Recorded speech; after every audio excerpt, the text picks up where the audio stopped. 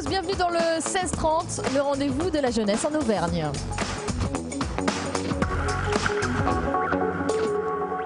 Bonsoir, merci d'être avec nous ce soir au bar L'Académie de Vichy.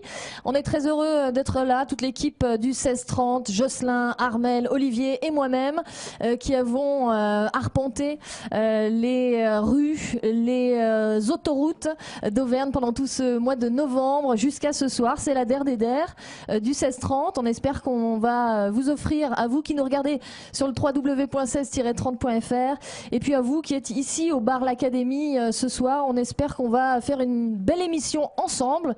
Le principe du 16-30, vous le savez peut-être, c'est d'échanger ensemble sur la jeunesse et sur comment on fait pour faciliter l'accès à l'autonomie des jeunes de moins de 30 ans aujourd'hui. Donc on parle de vous aussi, vous parlez de vous. Je vous donnerai la parole évidemment pendant toute cette émission. N'hésitez pas à lever la main si vous voulez témoigner, apporter une idée, un commentaire à ce qui sera dit en plateau. N'hésitez pas, il y a un micro à chef qui va circuler pendant toute la soirée.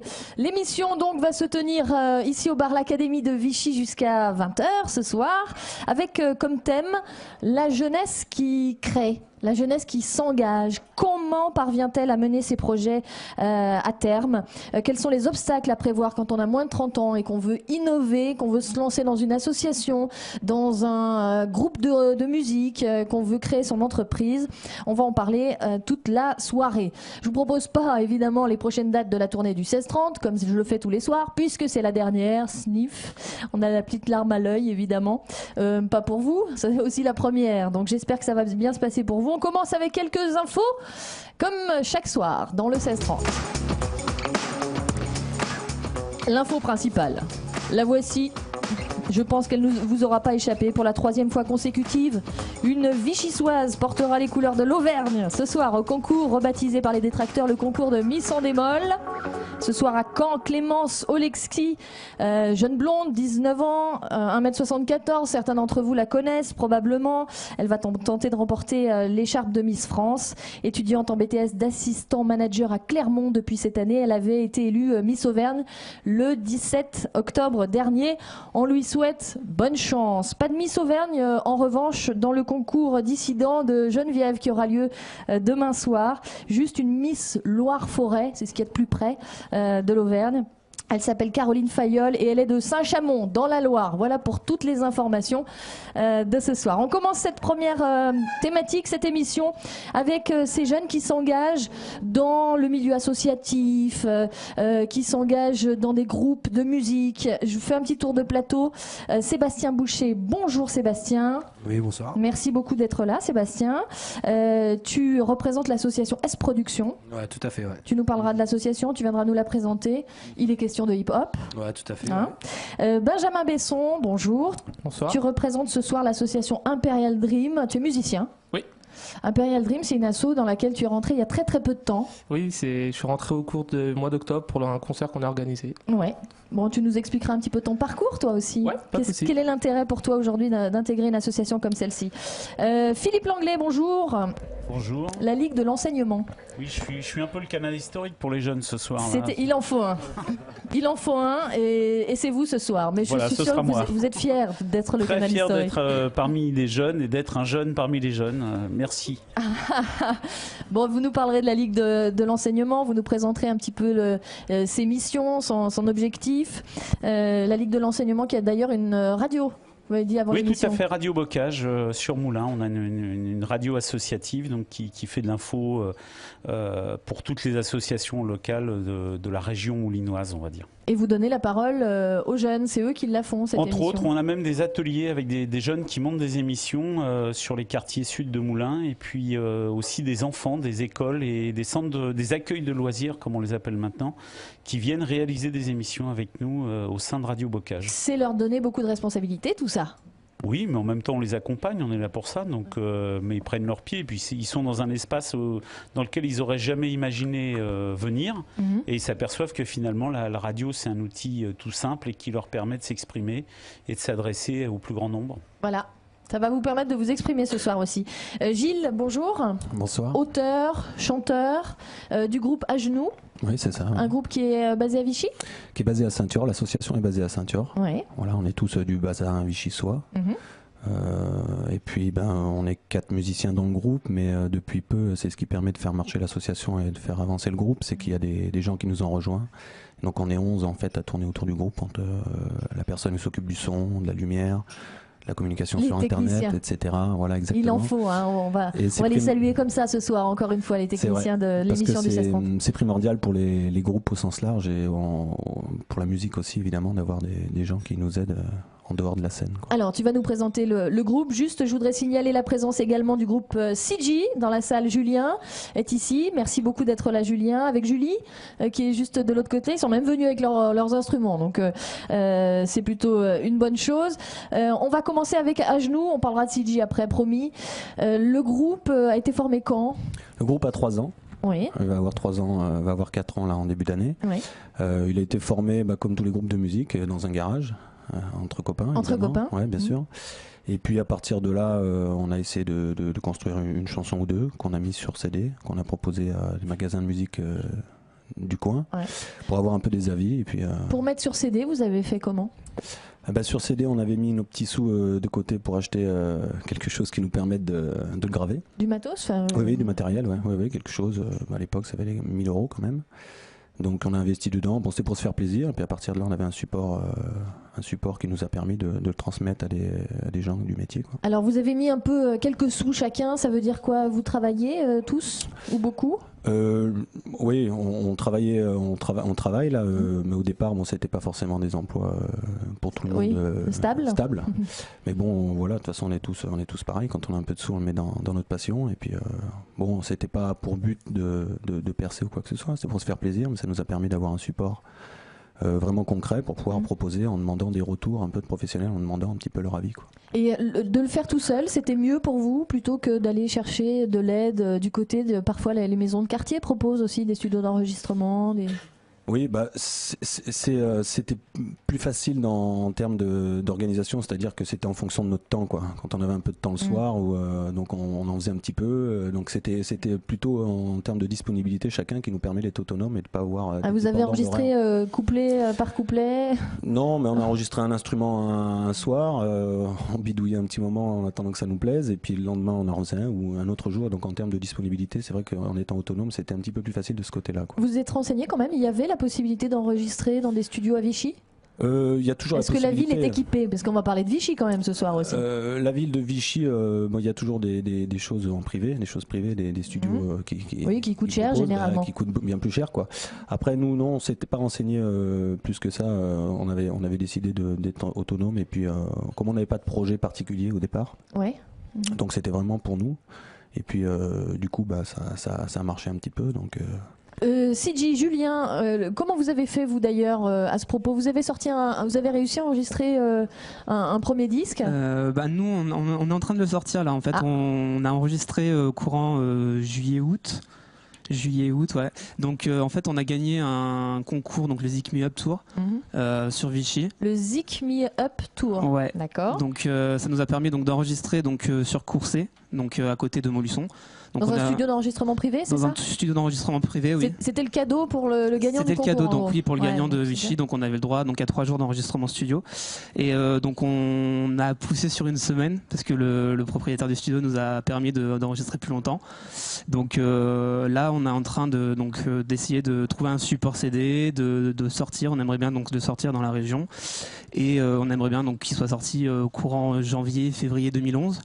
Donc on espère que ça va se faire rapidement, et là on est dans le graphisme, on est un peu dans l'impression, enfin c'est assez dur quand même, c'est vrai que faire ça tout seul c'est assez compliqué, mais on essaye de mettre un peu d'argent de côté aussi et de partir là-dessus. Le fait de gagner le concours, pour vous, ça vous a vraiment permis de sortir le CD pour le coup, puisque on vous offrait des heures d'enregistrement finalement dans le studio. Oui, si vous ne l'aviez pas gagné, s'il n'y avait pas eu ce concours, si on n'avait pas eu ce concours, on avait commencé déjà à mettre de l'argent de côté, et donc on aurait enregistré dans un studio à Moulins, qui s'appelle After You My Friend, et où pas mal de groupes ont déjà été enregistrés. Et, donc je connaissais la personne du studio, donc il nous aurait fait enregistrer là-bas. D'accord. Il vaut toujours plus cher quand même, vu que c'est un studio privé, de toute façon. D'accord. Et c'est un studio privé, mais qui vous fait des tarifs malgré tout C'est un studio privé qui fait des tarifs intéressants parce qu'il n'a pas encore, entre guillemets, le statut d'ingénieur son.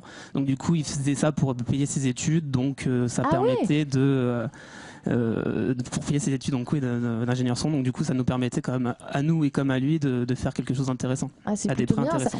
Une fois que le CD est sorti, là vous parlez a été gravé, vous parlez de le sortir, le réseau de distribution après pour les albums, c'est dur. Comment ça se passe là, tous les deux, peut-être pour le groupe À Genoux déjà. Oui, non mais c'est dur pour tout le monde. Les réseaux de distribution se battent pas de toute façon pour les groupes. Il y a énormément de groupes de plus en plus qui arrivent à se sortir, à faire des choses très propres, professionnelles.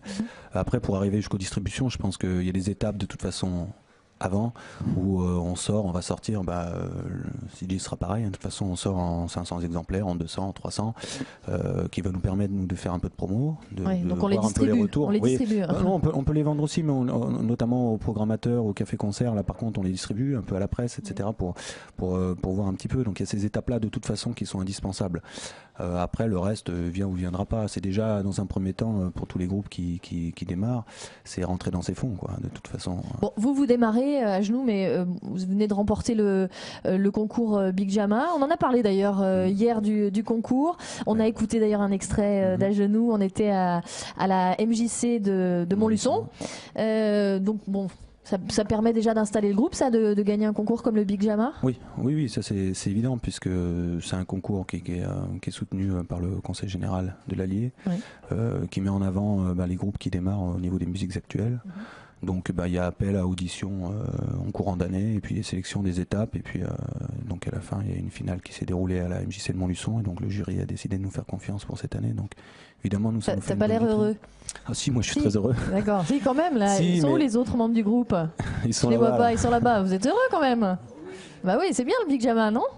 Bon, qu'est-ce que vous avez ça vous a apporté quoi? Le concours. Déjà, avant de le remporter, déjà au fur et à mesure, on a des formations avec des professionnels, donc qui interviennent. Un peu comme à la Starac. Non, enfin, quoi qu'on s'est retrouvé dans des situations assez burlesques, on a bien rigolé. Pourquoi il y avait Armand Altaï? Non, mais il y avait des choses avec des pianos, vous savez. Enfin bref, mais ça c'était pour le chanteur, c'était pour toi. Oui, non, mais ils étaient là aussi. Eux aussi, ils étaient là, ils regardaient. Oui, ça c'est toujours sympa. On se regardait pas dans les yeux, c'était assez spécial. Non, mais c'est vrai que ce dispositif-là propose ce qu'on appelle des résidences, c'est-à-dire des stages où des professionnels de la musique au sens large, pas forcément au niveau de la voix, etc., mais qui interviennent un peu sur les productions, nos façons de travailler aussi en répétition, qui va nous permettre de progresser. Donc ça, c'était important. C'est vrai que c'est important. C'est vrai, ça t'a servi? Oui, nous, ça nous a beaucoup servi en termes de méthode de travail, puisque quand on bosse chacun d'entre nous dans notre garage, ou là où on peut, on n'a pas vraiment de retour, donc mis à part les copains, etc., donc on bosse toujours de la même façon. Et quand il y a des gens qui nous disent, là, il faudrait peut-être faire attention à ça, du coup, ça nous permet d'élargir un peu notre potentiel pour travailler. Et ça, c'est vrai que c'est toujours important d'avoir des retours extérieurs de gens qui nous connaissent pas, qui connaissent pas notre musique, qui vont dire voilà, en dehors de ils aiment ou ils aiment pas, ils pointent des choses sur la façon de travailler qui nous ont aidés. Ça, c'est évident. Ouais. Le concours vous a permis aussi d'enregistrer, ou qu'est-ce qu'il y avait à la clé? Un concert? Non, à la clé. C'est quelque chose donc, qui est soutenu par le Conseil général de l'Allier, donc nous à la clé on a une aide un peu du Conseil général. D'accord, financière, c'est les pépettes là. Oui. D'accord. Oui. Vous allez en faire quoi? Vous savez déjà? Si on rentre en studio, mais ça c'était prévu de toute façon. Qu'on gagne ou qu'on gagne pas, c'était prévu. On rentre en studio là du 20 au 23 décembre au studio d'en parler CG, After You My Friend à Moulins. Donc on rentre pour 4 jours pour enregistrer 4 titres. Pourquoi Moulins? Pourquoi Moulins? Parce qu'on a fait le tour un peu de quelques studios qu'on connaissait. On a été voir effectivement les personnes et voir un peu ce qu'ils ont fait déjà dans leur studio pour savoir si ça correspond un peu à notre style de musique. Et puis qu'ils soient équipés aussi. Quand on rentre dans les studios privés un peu comme ça, c'est équipé de toute façon. Apparemment c'est privé, mais c'est plus ou moins le gars mais ça dépend s'il démarre, mais il est équipé quand même de toute façon. Ça c'est sûr que c'est des bons studios. Après il y a le feeling qui compte, savoir un peu le feeling, comment ça passe, et puis voilà. Donc à partir de là, nous on a décidé d'aller sur Moulin. Ouais. Donc on va rentrer sur Moulin, et puis après il y a le mastering à faire, c'est-à-dire le fait que la musique soit pas trop plate, il va falloir faire du travail, mais ça c'est des ingénieurs spécialisés qui le font. Il n'y a pas de boîte en Auvergne qui le fait. Ah, il n'y a pas de boîte en Auvergne, vous faites comment? Il y en a, mais c'est pas forcément de qualité. Spécialisé, ouais. Donc on les envoie soit sur Paris, soit sur Bordeaux. Il y a une boîte qui le fait. Et ça vous coûte combien, très concrètement, pour voir l'idée, c'est de voir un petit peu quelle est la vie et la difficulté d'un groupe aujourd'hui qui doit essayer de. Les journées de studio, ça peut varier en fonction des groupes, du nombre de jours qu'on prend, etc., du travail qu'il va avoir faire, du nombre de musiciens, etc. Là, nous, on rentre 4 jours en studio, ça nous coûte 800 €. 200 € la journée. D'accord. Le mastering pour 4 titres, ça va nous coûter 350 €. Ok. Voilà. Et après, il y a le pressage des CD. Alors ça peut varier en fonction de du nombre de CD aussi. Du nombre de CD, de si on veut un boîtier, si on veut pas de boîtier, si on veut du carton, si on veut de la couleur, si on veut du noir, etc. Alors ça peut aller pour 500 CD, ça peut aller de 200 € à 700, 800 € suivant ce qu'on veut, ce qu'on demande comme qualité, voire même plus cher que ça encore. Donc c'est un budget, pour nous, pour 4 titres, ça va être un budget qui va tourner aux alentours de 1800, 2000 €. Vous faites comment, vous, pour le mastering? Je sais pas où est le micro, mais il va arriver, le micro HF. Voilà. C'est Olivier c'est Olivière, on va l'appeler, notre charmante hôtesse, qui va donc présenter le micro. Si je fais trop l'imbécile ce soir pour la dernière, ils vont pas vouloir. Alors nous, pour le mastering, en fait, on l'a fait directement au studio de cours de Montluçon, parce que il s'occupe du mastering, donc c'est l'Eldorado Production. D'accord. Donc Moulin pour enregistrer. Non, on a tout enregistré à Montluçon. Ah, tout à Montluçon. Non, on devait enregistrer à Moulin si on n'avait pas gagné le tremplin. Voilà. Okay. Et donc du coup, il s'est chargé de nous faire enregistrement plus mastering. En même temps. D'accord. Donc c'est pour ça qu'on a un peu repoussé, parce qu'on avait que 3 jours, on a fait sur une semaine et demie à peu près. Et tout ça vous a été offert par le concours, on est bien d'accord. Tout ça nous a vraiment été okay. offert par le concours, plus un book photo qu'on a eu après d'un photographe professionnel. Ah, c'est la classe, ça. Ça aide toujours. Oui. Hein, ça, c'est la classe. Comment on fait pour distribuer après ? Quand on vient de Vichy comme ça et on se dit bon alors que mais après ce qui est important de faire pour chacun des groupes, c'est déjà cibler un peu les différents acteurs qui tournent autour de notre style de musique, quoi, que ce soit les programmateurs ou les cafés-concerts. Oui. Tout le monde ne programme pas les mêmes styles de musique, donc déjà bien cibler ça. Après la presse, les radios, et puis voilà, mais c'est nous qui le faisons de toute façon, ça c'est nous qui le faisons. Et d'un point de vue des concerts, donc vous c'est à genoux, c'est du rock, hein. Ouais, du rock français. Il y a suffisamment de salles dans le coin. En Auvergne, on va essayer d'ouvrir un petit peu sur toute la région pour tourner, pour jouer. Des salles, il y en a, oui, il y en a. À taille. C'est pour avoir l'accès des fois aux salles que c'est un peu plus dur, quoi, parce que des salles, il y en a. Mais il y a tellement de demandes que les programmateurs entassent les demandes. Et puis après, soit on est au milieu de la pile, soit on est en dessous, soit on est au-dessus. Donc un dispositif comme le Big Jama, nous, ça veut dire qu'au niveau de l'Allier, on nous fait confiance, donc nous, ça nous donne une aide par rapport à ces salles-là. Mais les salles existent, mais il y a énormément de groupes qui demandent. Des petites salles aussi pour des petits groupes, des salles moyennes pour des groupes moyens, ou des groupes qui viennent en tout cas de remporter, je parle pas en qualité moyen, on est bien d'accord, hein, je vais me faire frapper je crois, qui viennent par exemple remporter un concours, ça met toujours un peu plus en avant. Oui, de toute façon, les programmateurs, ils ont tellement de demandes que quand il y a un concours qui est remporté, ils connaissent la crédibilité de ceux qui organisent le concours. Donc à ce moment-là, ils vont pas chercher trop à savoir, etc. Donc ils font confiance, et à ce moment-là, effectivement, après le style, ils aiment ou ils aiment pas, ils vont le programmer ou pas suivant leur style de programmation. Et ça met forcément en avant sur des salles, quoi. D'accord. Toi, personnellement, Gilles, qu'est-ce qui t'a lancé dans la musique ? Moi, ce qui m'a lancé dans la musique, c'est mes potes. Parce que à la base, tu savais pas quoi faire dans la vie et ici viens avec nous, on joue de la musique. Ce que je veux dire, c'est que s'il y avait pas un groupe de copains, on serait pas, on s'est tombé sur de la musique, mais parce que ça nous réunissait. Mais c'était vraiment ça qui a fait que ça a marché, parce qu'on n'avait pas d'ambition, on s'est pas dit tiens on va faire de la musique, ça va marcher, il faut absolument que ça marche. On s'est fait de la musique pour se faire plaisir, on essaie de le mettre sur un support pour avoir quelque chose de concret, on a demandé des avis à des gens qui du coup ça avançait, mais c'est ce cercle d'amis qui fait que du coup tiens on va le faire plus sérieusement. Et donc c'est grâce à tout le monde qui fait que du coup on s'y est mis plus sérieusement, on a travaillé et puis voilà, on en est là. Prochain concert ? Prochain concert, on a un concert privé là au mois de décembre pour une association justement. Ensuite au mois de janvier, le 22 janvier, on est à la Puce à l'oreille à Rion, donc c'est une belle salle, donc on est content de pouvoir y aller.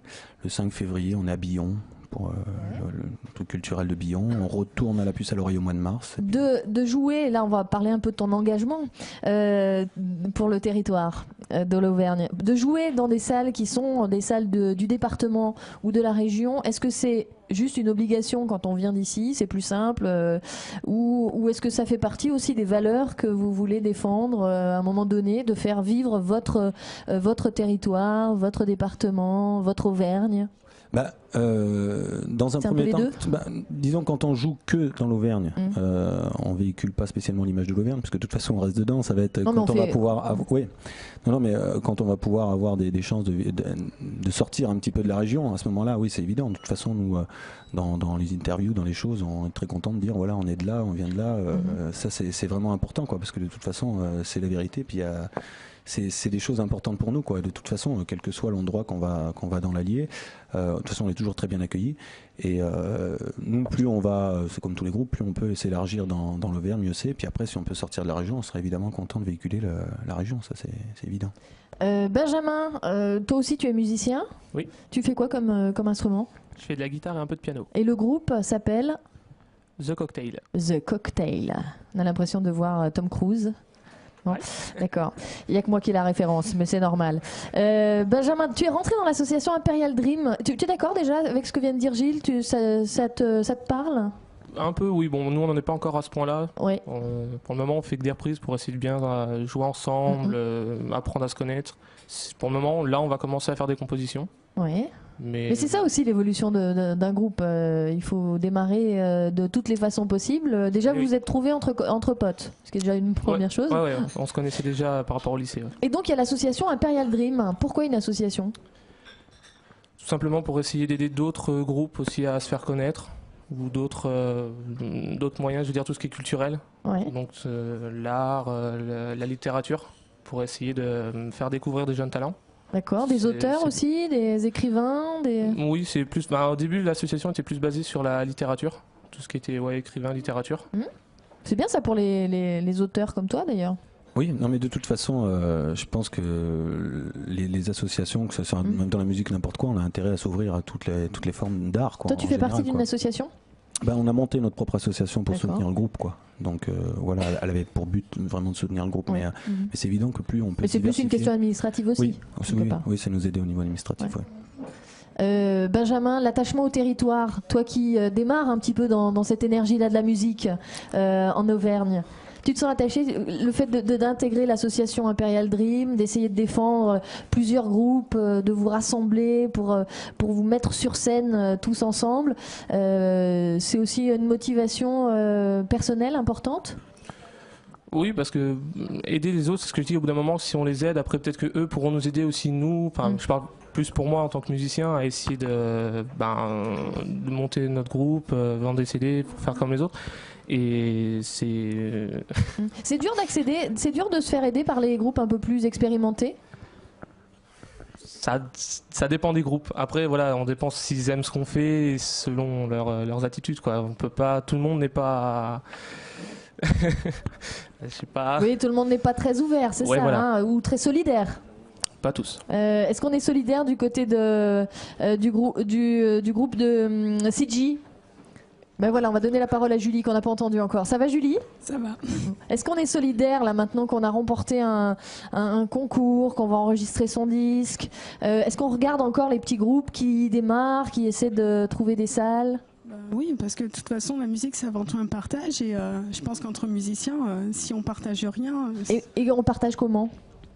En essayant, je sais pas, de temps en temps, on peut donner des conseils et en recevoir surtout. Parce qu'on a tous à apprendre quelque chose des autres. Qu'on démarre ou qu'on soit à un certain niveau, de toute manière, il y a toujours quelque chose à... On se tire pas un peu dans les pattes quand on se retrouve sur les mêmes salles de concert, par exemple, parce que malgré tout, tu le disais d'ailleurs très bien Gilles, il y a pas mal de salles, mais il y a beaucoup de groupes qui essaient de jouer. Je pense que ça dépend aussi de la personnalité de chacun. Il y a certaines personnes qui, au contraire, voudront plus ou moins écraser les autres pour arriver à faire leur concert ou à ressortir, et d'autres qui prendront plus en compte le plaisir de jouer, de partager avec le public, se faire plaisir sur scène, quoi. Ok, merci beaucoup Julie. On va donner la parole dans une autre thématique d'engagement au jeune Anthony. On va lui donner la parole dans un petit instant. Avant ça, place Anthony, il fait partie du conseil général des jeunes, donc engagé pour sa ville. Anthony, il est venu avec sa maman, il est mineur. Avant ça, petit tour du côté du questionnaire, comme tous les soirs. Prenez vos micros, vous quatre qui êtes en plateau, et je vais vous poser une question. C'est super simple, hein, il n'y a pas besoin non plus de réfléchir très longtemps. C'est parti, on commence avec Sébastien. Aligo ou Truffade? Benjamin, bouclier d'Arverne ou bouclier de Brennus? Arverne. Arverne? Oui. Ah oui? Oui. Ouais, il va se faire lyncher lui, je crois, non?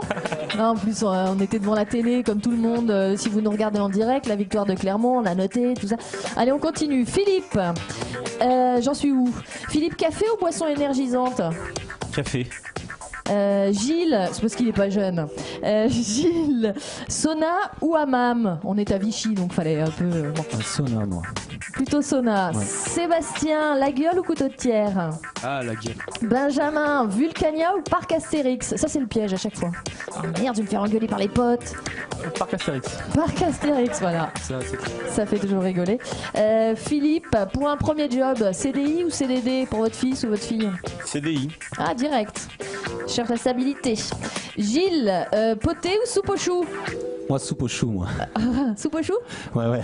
Pourquoi? Parce que ça me rappelle des souvenirs. Ah bah alors là, on veut savoir. Alors là, c'est obligatoire, Gilles. Qu'est-ce que ça te rappelle? Cinématographique, moi, j'ai grandi avec la soupe aux choux, moi. Ah c'est ça? Ouais, exactement. Villeray, Jacques Villeray. Exactement. Hein, bon, on continue cette émission, donc je voulais donner la parole à Anthony. Anthony Montigny. Voilà, Oliviette. Je vais l'appeler Oliviette ce soir. T'as demandé de parler donc bien près du micro. Salut Anthony, tu fais donc partie du Conseil Général des Jeunes. Oui. Merci d'être là. Tu es tout jeune, t'as 15 ans? 13 ans. 13 ans, waouh, encore moins. Tu t'engages dans la vie de ta ville et de ton département en l'occurrence, puisque c'est le conseil général. De mon collège. Alors oui, au collège, pourquoi tu as choisi? Bah, déjà pour représenter mon collège. Ouais. Mais pourquoi tu veux représenter ton collège? Enfin, moi, j'avais pas spécialement envie de... Je sais pas, il y a quelqu'un qui a fait partie d'un conseil comme ça, qui a voulu limite s'engager en politique à 13 ans, là, parce que si jamais il y en a un deuxième, je veux bien qu'on échange. Hein. Pourquoi tu as voulu représenter ton collège? Bah, déjà pour l'améliorer, parce qu'avec le conseil général, on peut demander à quelqu'un d'un exemple, de mettre des bancs, des arbres, de nouveaux ordinateurs. Alors sur quoi vous discutez par exemple en ce moment? On discute. Tu te souviens pas sur le dernier conseil qui a eu lieu? C'était non mais je dormais, j'étais en train de faire Facebook sur mon téléphone portable. Non. On élisait le président. Ah, élection du président. Alors, ça s'est passé comment? Tu t'es présenté? Oui. Ouais, et ça n'a pas marché? Non. Bon, mais c'est pas grave. Non, c'est pas grave. Parce qu'il y a plein de fois comme ça où ça marche pas, et puis un jour, ça y est. C'est ça la politique aussi. Hein. C'est pareil. Dis-moi un petit peu, qu'est-ce qui fait qu'au départ, tu as décidé de te lancer là-dedans? C'est ta maman qui est avec toi, je crois, non. Qui t'a lancé ou qui t'a proposé ou pas? Non, c'est moi tout seul. Tout seul, toi, t'as eu envie? Ouais. T'as pris exemple sur qui? Sur mon ancienne, celle qui faisait la dernière, c'est qui était conseillère générale jeune. Mais ça t'a plu de voir un petit peu le travail qu'il y avait? C'était quoi? Oui. Le travail. Ouais, c'est pas du travail, d'accord, mais c'est quand même l'implication. Je veux dire, qui t'a inspiré? Est-ce que tu as un modèle dans la vie qui t'a dit, voilà, moi j'ai envie d'aider mon collège, quoi. J'y vais, je veux donner des idées, je veux qu'on discute, vous engueulez peut-être parfois aussi. Non. Non, jamais. Vous êtes tous d'accord? Des fois, oui. Alors c'est pas vraiment de la politique. Tu comptes faire quoi après, plus tard, Anthony? Dans la vie? Oui. Marin. Marin? Ouais. Ah mais c'est complètement autre chose, c'est génial ça de vouloir s'engager comme ça et puis d'être pas forcément intéressé dans ton métier quoi, tu veux pas en faire ton métier finalement, hein, d'aider, d'intervenir pour les autres. Non. Pourquoi tu veux faire marin, tiens? C'est un beau métier, hein? Bah, pour aller sur des bateaux, pour découvrir... La mer. On te souffle derrière, c'est ça? Tu es né à Vichy? Oui. Et tu es né à Vichy, tu es ici, tu vas faire tes études à Vichy? Oui. Et après, tu vas te rapprocher un petit peu de l'océan? Non, après, une troisième, après, j'irai à QC, à l'école des Mousses. D'accord. À l'école des Mousses? Oui. Waouh, c'est génial ça! Et après, je crois que j'irai à Toulouse. Oui. Où il y a mon oncle là-bas qui est prof. D'accord. Et qui va pouvoir t'accompagner dans tout ça. Oui. Hein. Quand tu vois tes copains, tes copines au collège qui, eux, s'en foutent complet du Conseil général des jeunes, tu leur dis quoi? Bah... On m'a jamais posé cette question. C'est vrai? Non. Et ils s'intéressent quand même à ce que tu fais? Oui.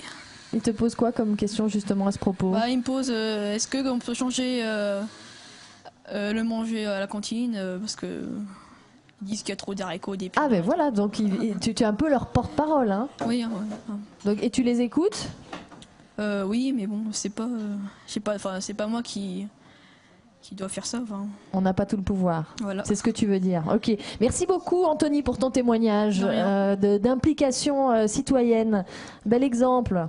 On aurait dû tous le suivre dès 13 ans d'ailleurs, commencer à s'impliquer comme ça. Sébastien, bon, rebonsoir. Qu'est-ce que ça t'inspire de voir des jeunes comme ça moi je dis 13 ans, je dis respect quoi, pour ce petit. Quoi. C'est vrai, franchement, c'est bien génial. Non, mais vraiment. Qu'il y ait des petits qui s'engagent déjà à cet âge. Nous, c'est notre combat un petit peu dans la sauce aussi. Quoi, S-Production S-Production, donc S-Prod ou S-Production. Quoi. Ouais. C'est quoi le combat Le combat, c'est que les jeunes ils puissent à un moment donné aussi se détacher du prêt-à-penser qu'on a tous les jours et qu'ils puissent voir un petit peu comment on s'engage dans la vie de tous les jours, comment on se défend, comment on avance, comment on réfléchit, comment on se détache un petit peu des médias et voilà quoi. Et ce qui est bien, c'est que des jeunes comme ça, ils sont confrontés directement à la réalité, quoi. Voilà, on veut changer ce qu'il y a à la cantine, sauf que il y a une réalité derrière, il y a des choses et voilà, quoi. Ça se négocie pas comme ça, quoi. Philippe Langlais de la Ligue de l'enseignement, c'est un bel exemple. Oui. C'est difficile de les pousser, ces jeunes? Pas tant que ça finalement, parce que le souci c'est qu'il y a beaucoup de jeunes qui veulent s'engager mais qui savent pas vraiment à quelle porte taper. Il y a énormément de choses qui leur sont proposées et en même temps ils se perdent un petit peu dans toutes ces choses qu'on leur propose et puis ils n'ont pas toujours l'impression que ce soit forcément adapté. Et puis comme c'est à l'image de ce que je suis ce soir, quand c'est un vieux barman de 50 balais qui leur dit nous on travaille avec les jeunes et on va t'accompagner, on n'est pas toujours très crédible. Donc heureusement, moi dans l'équipe, j'ai des gens qui sont jeunes et qui travaillent avec moi et eux, ils sont plus crédibles pour bosser là-dessus. N'empêche qu'il faut bien que derrière, nous, on ait des équipes qui s'organisent, des professionnels pour les accompagner. Bon, c'est le cas d'S-Production, on s'est rencontrés plusieurs fois, on travaille ensemble, on essaye de voir ce qu'on peut faire ensemble pour faire avancer un certain nombre de projets. Mais où je te rejoins tout à fait, c'est que nous, l'un de nos premiers objectifs, c'est aussi de permettre à des jeunes de pouvoir s'engager dans une réflexion sur ce qu'ils ont envie de faire, sur les valeurs qu'ils ont envie de porter, de voir si les valeurs qu'ils veulent porter, on les partage un moment avec eux et si on veut faire un bout de chemin ensemble. Est-ce qu'il y a toujours des valeurs derrière la création d'une entreprise, d'une association, d'un projet? Oui, bien sûr. Bien sûr. C'est pas toujours exprimé. Ça, c'est clair. Mais très souvent, derrière, il y a quelque chose. Et il suffit ensuite de creuser. Et ça, c'est entre autres, c'est notre boulot, nous, c'est d'essayer de faire émerger, à partir d'une idée toute simple, parfois, basique, de faire émerger ce que ces jeunes ont envie de faire avancer comme idée, comme projet, comme action. Et c'est vrai que des fois, on pourrait penser que à partir d'une petite idée, il va naître quelque chose d'assez modeste. Et puis, on s'aperçoit que des fois, derrière, c'est des choses énormes qui vont se mettre en place. et que ce soit dans le domaine de l'humanitaire, dans le domaine de la musique, des arts, on a des jeunes qui se sont engagés auprès des handicapés dans le cadre d'un type de structure qui s'appelle les juniors associations. Donc qui sont. Ça c'est super les juniors associations. C'est un dispositif que la Ligue met en place au niveau national sur l'ensemble des départements et des régions pour permettre à des jeunes mineurs de s'engager dans la vie associative. Et nous, la Ligue, on se porte caution, c'est-à-dire qu'on ouvre le compte avec eux, ils gèrent leur argent. On les aide à trouver des moyens auprès des conseils généraux, des mairies, des services de l'État, parfois du conseil régional. Et cet argent, c'est eux qui le gèrent. Et nous, on est caution. En 10 ans, ça fait 12 ans que les juniors associations ont été créées. Au niveau national, on a eu 2 problèmes de jeunes qui n'ont pas su gérer les fonds correctement. Au niveau national. Au niveau national. Ouais. Alors que Quelle est la limite d'âge? Imperial Dream, d'ailleurs, est une junior association, hein, qui va bientôt passer en 2011, vous allez passer en statut, loi 1900. Loi 1900. Alors donc, nous, ce qu'on fait, c'est qu'on les accompagne au niveau national sur tout un tas d'éléments techniques, mais ensuite, on a des relais localement. Vous, c'est localement que vous êtes le plus suivi. Nous, on est là pour le compte bancaire, pour la caution, pour régler certains problèmes techniques. Et ensuite, forcément, on a des relais localement. Sinon, la mission locale, les choses comme ça. Ça peut être une mission locale, c'est souvent un centre social, c'est souvent ça peut être une MJC, ça peut être tout un tas de structures. Et l'intérêt, c'est d'y bosser à plusieurs. Si on bosse tout seul, sinon on dit on est les super cracks qui venons aider les jeunes et les autres sont tous nuls, on n'arrivera pas à travailler. On travaille avec les piges, les points d'information jeunesse, on travaille avec plein de gens. Et justement, une chose que je voulais souligner, parce que c'est dans ce que vous disiez tout à l'heure, ça me semble intéressant sur la question de la musique, il faut... Et c'est valable pour les jeunes, mais c'est valable aussi pour les moins jeunes. Il faut qu'on apprenne à bosser ensemble, il faut qu'on apprenne à travailler ensemble le plus possible et à essayer de faire en sorte qu'on soit plus fort ensemble. Et le problème, ce qui fait qu'aujourd'hui, dans notre société, on a du mal à faire émerger des projets, que ce soit des projets individuels ou des projets collectifs d'un groupe ou d'une structure, c'est que chacun y va tout seul et refait le même chemin. Nous, on s'aperçoit de jeunes, d'associations, qui vont toutes avoir le même parcours, les mêmes galères.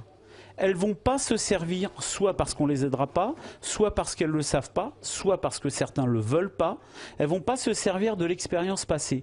Et c'est vraiment dommage, parce qu'on s'aperçoit, on le voit avec le travail qui a été fait entre le Conseil général, nous, S-Production. Là, on va se voir sur la compta prochainement pour les aider sur des histoires de compta pour être dans les clous. Je veux dire...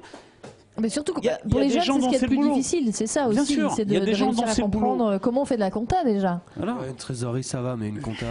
Qui est-ce qui a créé l'association? Qui a créé? C'est nous tous. C'est vous tous ensemble, d'accord. tous ensemble. Et vous venez d'où? Comment vous avez décidé de créer une association? En fait, on devient 10 heures à la base. En fait, à la base, c'est 3 groupes de rap en fait, qui tournaient dans les caves. Voilà. Tout à l'heure, j'écoutais parler des garages, nous c'est les caves quoi, généralement. Et voilà, donc 3 groupes. Garage pour le rock et cave pour le hip-hop. Les studios, c'est plus petit, c'est plus sympa quoi. Donc je vais les citer quoi. On a Fumigène qui tourne avec nous. On a la Zone Record et on a 3-4K aussi quoi. C'est les 3 groupes fondamentaux en fait au sein de la S-Production. Et donc ça c'était 3 groupes qui tournaient de manière indépendante dans les caves moulinoises, isériennes, avermoises, etc. quoi.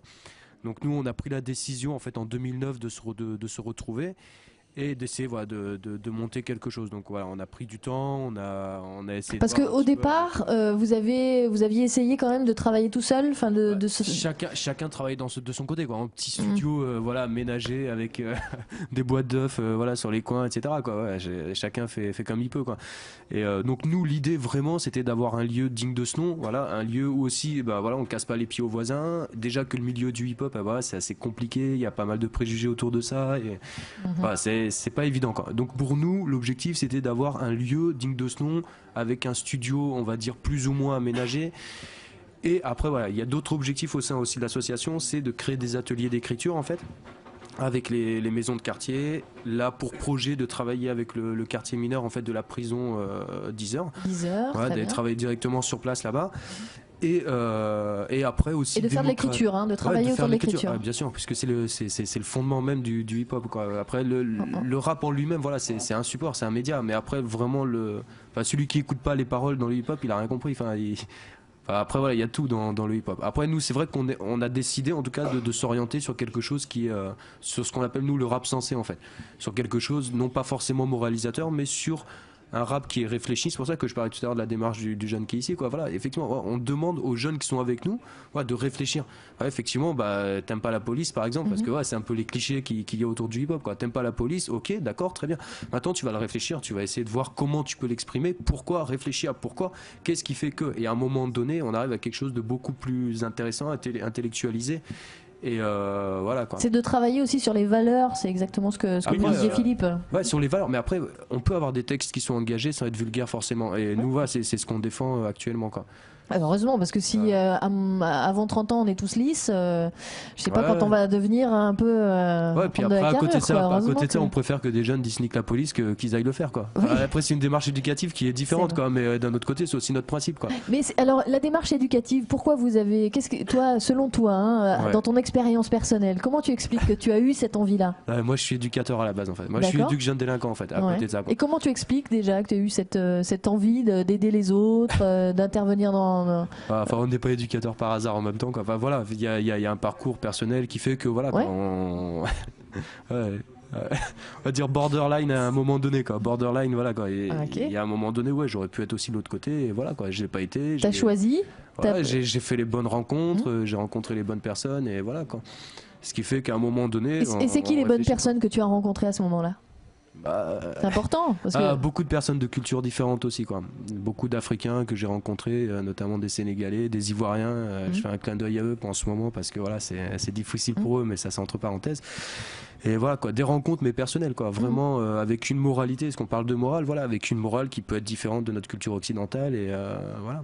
Et c'est des rencontres que tu as fait dans la rue, je veux dire, de potes dans la rue, à la fac, voilà. Et je me suis battu pour continuer les études et voilà quoi. À un moment, est-ce que tu as l'impression que le système, j'aime pas bien dire ça, mais malgré tout, le système social t'a apporté quelque chose, t'a aidé. On parlait des missions locales, on parlait des points info jeunes, ça aussi c'est là quand même malgré tout pour choisir le bon côté du borderline quoi. Enfin c'est voilà. Si tu veux, bref, je me suis plus battu en fait.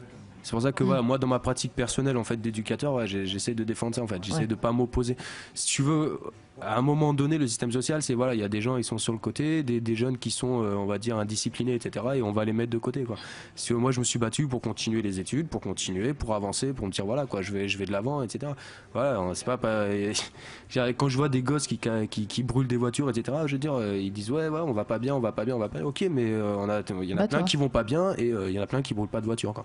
Donc il y a d'autres choses. Après pour nous le rap, pour revenir dessus, pour nous le rap voilà, c'est un média, c'est une manière de pouvoir s'exprimer, de pouvoir se libérer aussi à travers ce qu'on écrit, à travers ce qu'on dit, d'être engagé et de vivre ça quoi. Enfin nous on a tendance à comparer le rap au blues d'avant quoi. Enfin c'est un peu ça quoi. Il y a un certain mal-être chez les jeunes qui sont là et voilà quoi. C'est une manière de pouvoir s'exprimer, de pouvoir dire les choses, Est-ce que le fait de pouvoir s'exprimer justement, d'exprimer son mal-être, de parler alors pas de revendiquer mais de lâcher sa colère aussi, c'est une façon de se sentir un peu plus présent, un peu plus engagé aussi dans le monde quoi, dans sa ville, dans son quartier. On l'est, mais par exemple moi je vois au niveau de S-Production par exemple, on va de 15 à 30 ans quoi. Je suis celui qui a 30 ans forcément. Mais bon, voilà, de 15 à 30 ans quoi. Mais ce que je veux dire, il suffit d'écouter les textes et en fait c'est les petits de l'association qui commencent à écouter les grands poser. Voilà, il y a l'ancienne génération, la nouvelle génération qui arrive et ils écoutent les textes des anciens un petit peu et ils disent ah ok ça c'est réfléchi, ok là il y a des critiques sur la société, sur tout ça, mais c'est réfléchi. Et donc eux maintenant ont une démarche, on se rend compte quoi, à travers les textes, à travers leur évolution, on se rend compte quoi qu'il y a une démarche de réflexion, d'observation. On voit les médias, on va travailler, enfin voilà, on essaie de lire entre les lignes un petit peu ce qui se passe, on essaie de se cultiver, on essaie de lire les journaux, on essaie de voilà, c'est tous ces jeunes qui sont autour de nous, voilà, on les attrape au quartier, on leur dit oh faut venir à l'association quoi, arrête de traîner les rues, viens chez nous quoi. Viens, on va travailler ensemble et voilà. Et ils viennent ? Il y en a certains qui viennent, il y en a d'autres qui traînent. C'est difficile de les décider encore. C'est difficile de les. Pourtant vous êtes jeunes quoi. Vous êtes plusieurs à être là aujourd'hui. Après, si tu veux, l'idée c'est pas forcément de les décider. Après, l'idée c'est qu'ils y trouvent un intérêt en fait. Pour nous, c'est ça en fait. S'ils n'y trouvent pas d'intérêt derrière, ils vont jamais venir. Enfin, nous, on n'est pas là pour les attraper, venir les emmener de force quoi. Voilà. S'ils y trouvent un intérêt effectivement. Et je pense que le média du hip-hop, ça aide, quoi, parce que effectivement, voilà, actuellement, il y a quand même beaucoup de jeunes qui écoutent du rap, qui écrivent, qui sont tout seuls dans leur coin, qui s'essayent, etc., quoi. Donc voilà. On peut peut-être donner une adresse, un contact, s'il y a des jeunes qui veulent adhérer à S-Production. À Iser, donc, vous pouvez nous joindre. J'en ai un numéro de téléphone. Non, pas comme ça, on dirait. Si c'est ton portable personnel. Non, il y a un site, donc c'est www.sprod.live.fr. Non, @live.fr. Ouais. On peut peut-être donner la parole aussi aux jeunes qui sont là. Est-ce qu'ils se sont éparpillés? Pour avoir, oui, j'ai vu, il doit y en avoir un petit peu plus loin là-bas. Tu t'appelles comment? Kevin? Très bien. Kevin, explique-nous, toi, pourquoi, quel intérêt tu trouves à S-Production, un engagement comme ça? On a eu la parole du grand. On a eu la parole du vieux, je peux le dire. Non, pas du vieux, jamais du vieux. Toi, tu as quel âge? 18 ans. 18. Qu'est-ce que tu trouves d'intéressant là-dedans et comment tu juges le regard des autres, des jeunes, quand tu leur parles de S-Production? Ben, moi, au départ, j'étais dedans direct dans ce qu'ils ont créé. Et après, ça venait petit à petit. Là, le plus jeune qui a 15 ans, il est venu. Il savait pas trop au début ce qu'il disait. Il écoute les plus grands. Ouais. Et après, ça part tout seul. Hein. Et tu en parles autour de toi à des copains, d'autres amis je leur parle pas directement, j'essaie pas de les venez de les inciter à venir, je leur fais juste écouter les musiques qu'on fait, voir le résultat que ça peut donner quand tu sors tout ce que tu as dans les tripes et après ils viennent ou ils viennent pas, c'est leur choix. De ce que vous avez pu enregistrer. Voilà. L'objectif pour toi c'est quoi? C'est de faire quoi après avec ces enregistrements? Il y a un rêve derrière? Il n'y a pas forcément de rêve. Après, si ça marche, tant mieux. Après, il y a de partout en France, il y a des gens qui rappent. Donc ceux qui sortent, c'est surtout... Le rap, ça fonctionne... Il faut avoir des connaissances plus haut pour aller plus haut et il faut avoir les clés. Et si j'ai la chance de percer, tant mieux. Trouver une clé dans une cave. Il doit y en avoir, non, des clés dans les caves.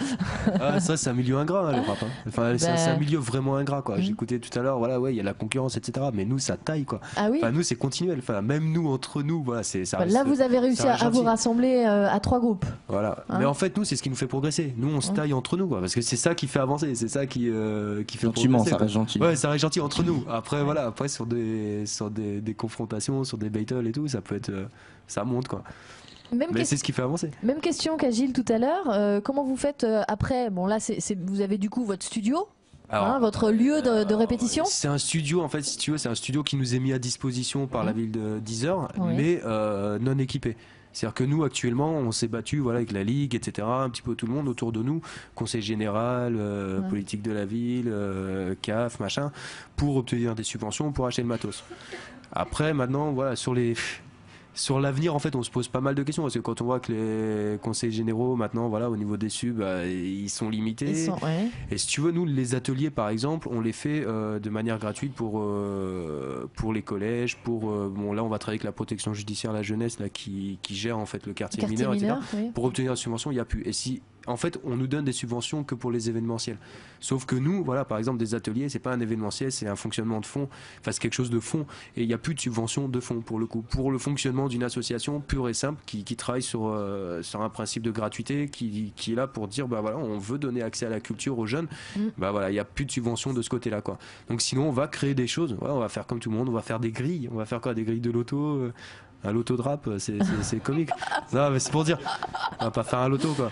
Non, mais c'est pour dire, c'est pas évident, honnêtement, quoi. Actuellement, on veut bien travailler sur la gratuité. Mais peut-être que du coup, vous intéresseriez les personnes un peu plus vieilles, les voisins qui gueulent toujours parce que la musique est trop forte.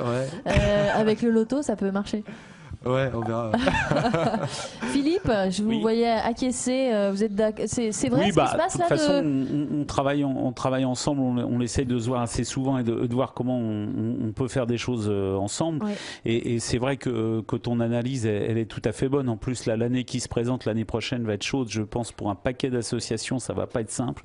On va tous souffrir. Pour le travail, sur le travail de fond, hein, c'est ça? Sur le travail de fond, qui est de donner tous les outils à toutes les personnes personnes qui veulent s'engager dans des projets, dans des associations pour qu'elles puissent le faire. Et ça va être très compliqué. Donc bon, on va continuer à se battre et je pense que si on est au clair sur les valeurs, on arrivera, je pense, à continuer à avancer. Par contre, je pense que ce qui est important qu'on précise aux jeunes, et là on le voit sur les jeunes qui montent des associations, bon, l'association est vraiment un outil qui permet, en tout cas au départ, après il y a d'autres possibilités, mais qui permet à des gens qui ont envie de faire des choses ensemble, de le faire d'une manière solidaire. Tu expliquais que même si vous arriviez de temps en temps à vous mettre en compétition par rapport au travail, je dirais intellectuel sur la démarche, mais par contre vous êtes solidaire quand il s'agit de voir ensemble comment vous allez pouvoir progresser. Et je pense que ça c'est important.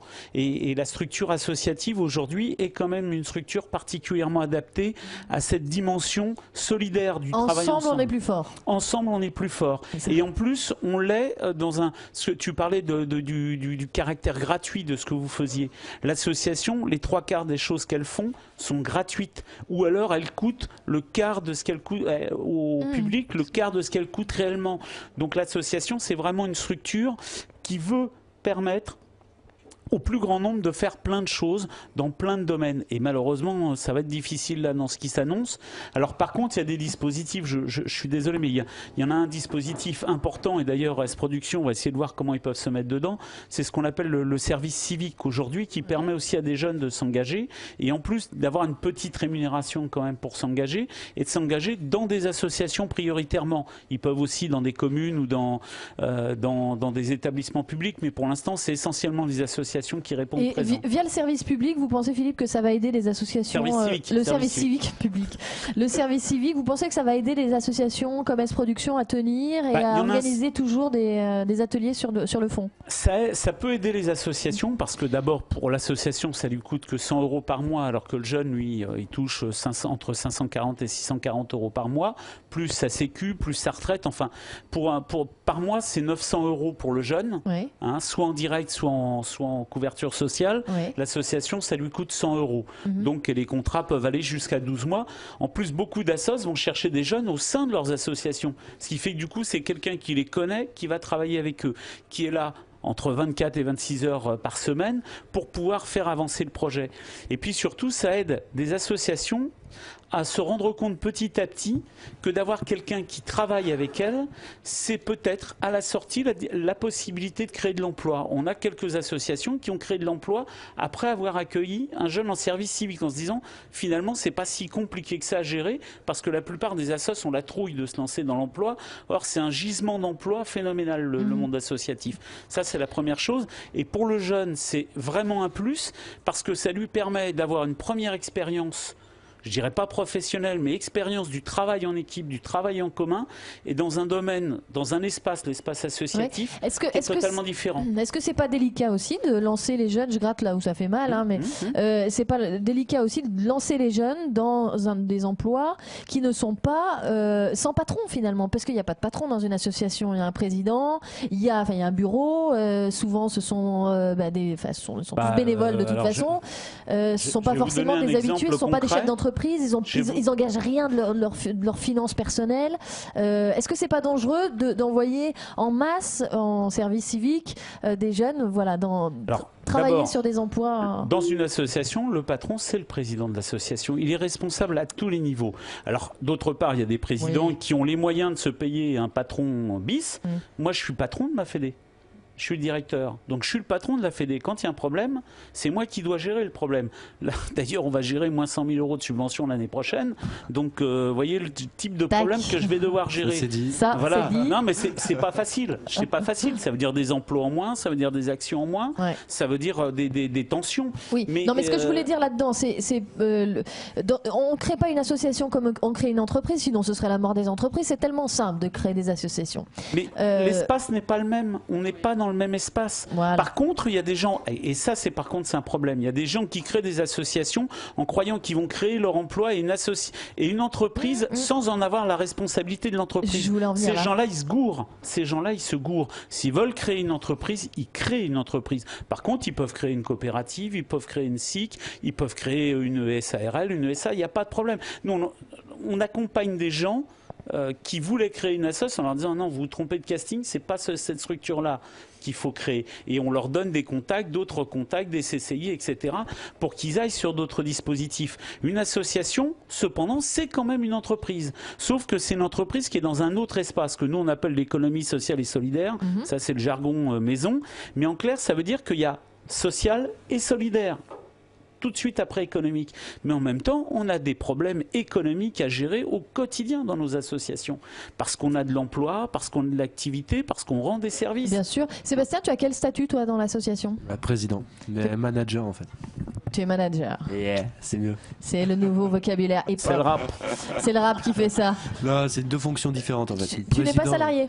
Non, je suis pas du tout salarié. Non. Alors, tu travailles à côté en tant qu'éducateur. Ouais, tout à fait. Ouais. D'avoir la possibilité d'embaucher quelqu'un dans l'association. On croise les doigts. Hein. Ça, ce serait important pour toi. Ce serait le top, voilà. Mais bon, on en a déjà parlé, hein, effectivement. Mais pas avec moi. Non, on n'en a pas parlé ensemble. Mais... Pour ça, je me permettais comme ça pour qu'on échange. Si, ouais, nous, ça vous regarde pas, ce qu'on se dit ensemble. Si on devait avoir un contrat civique chez nous, quoi. Mais le truc, c'est que malheureusement, en fait, quelqu'un qui est au chômage actuellement touche plus en ayant le chômage que en contrat civique, quoi. Et il se trouve que voilà. Faut attendre qu'il ait plus le chômage.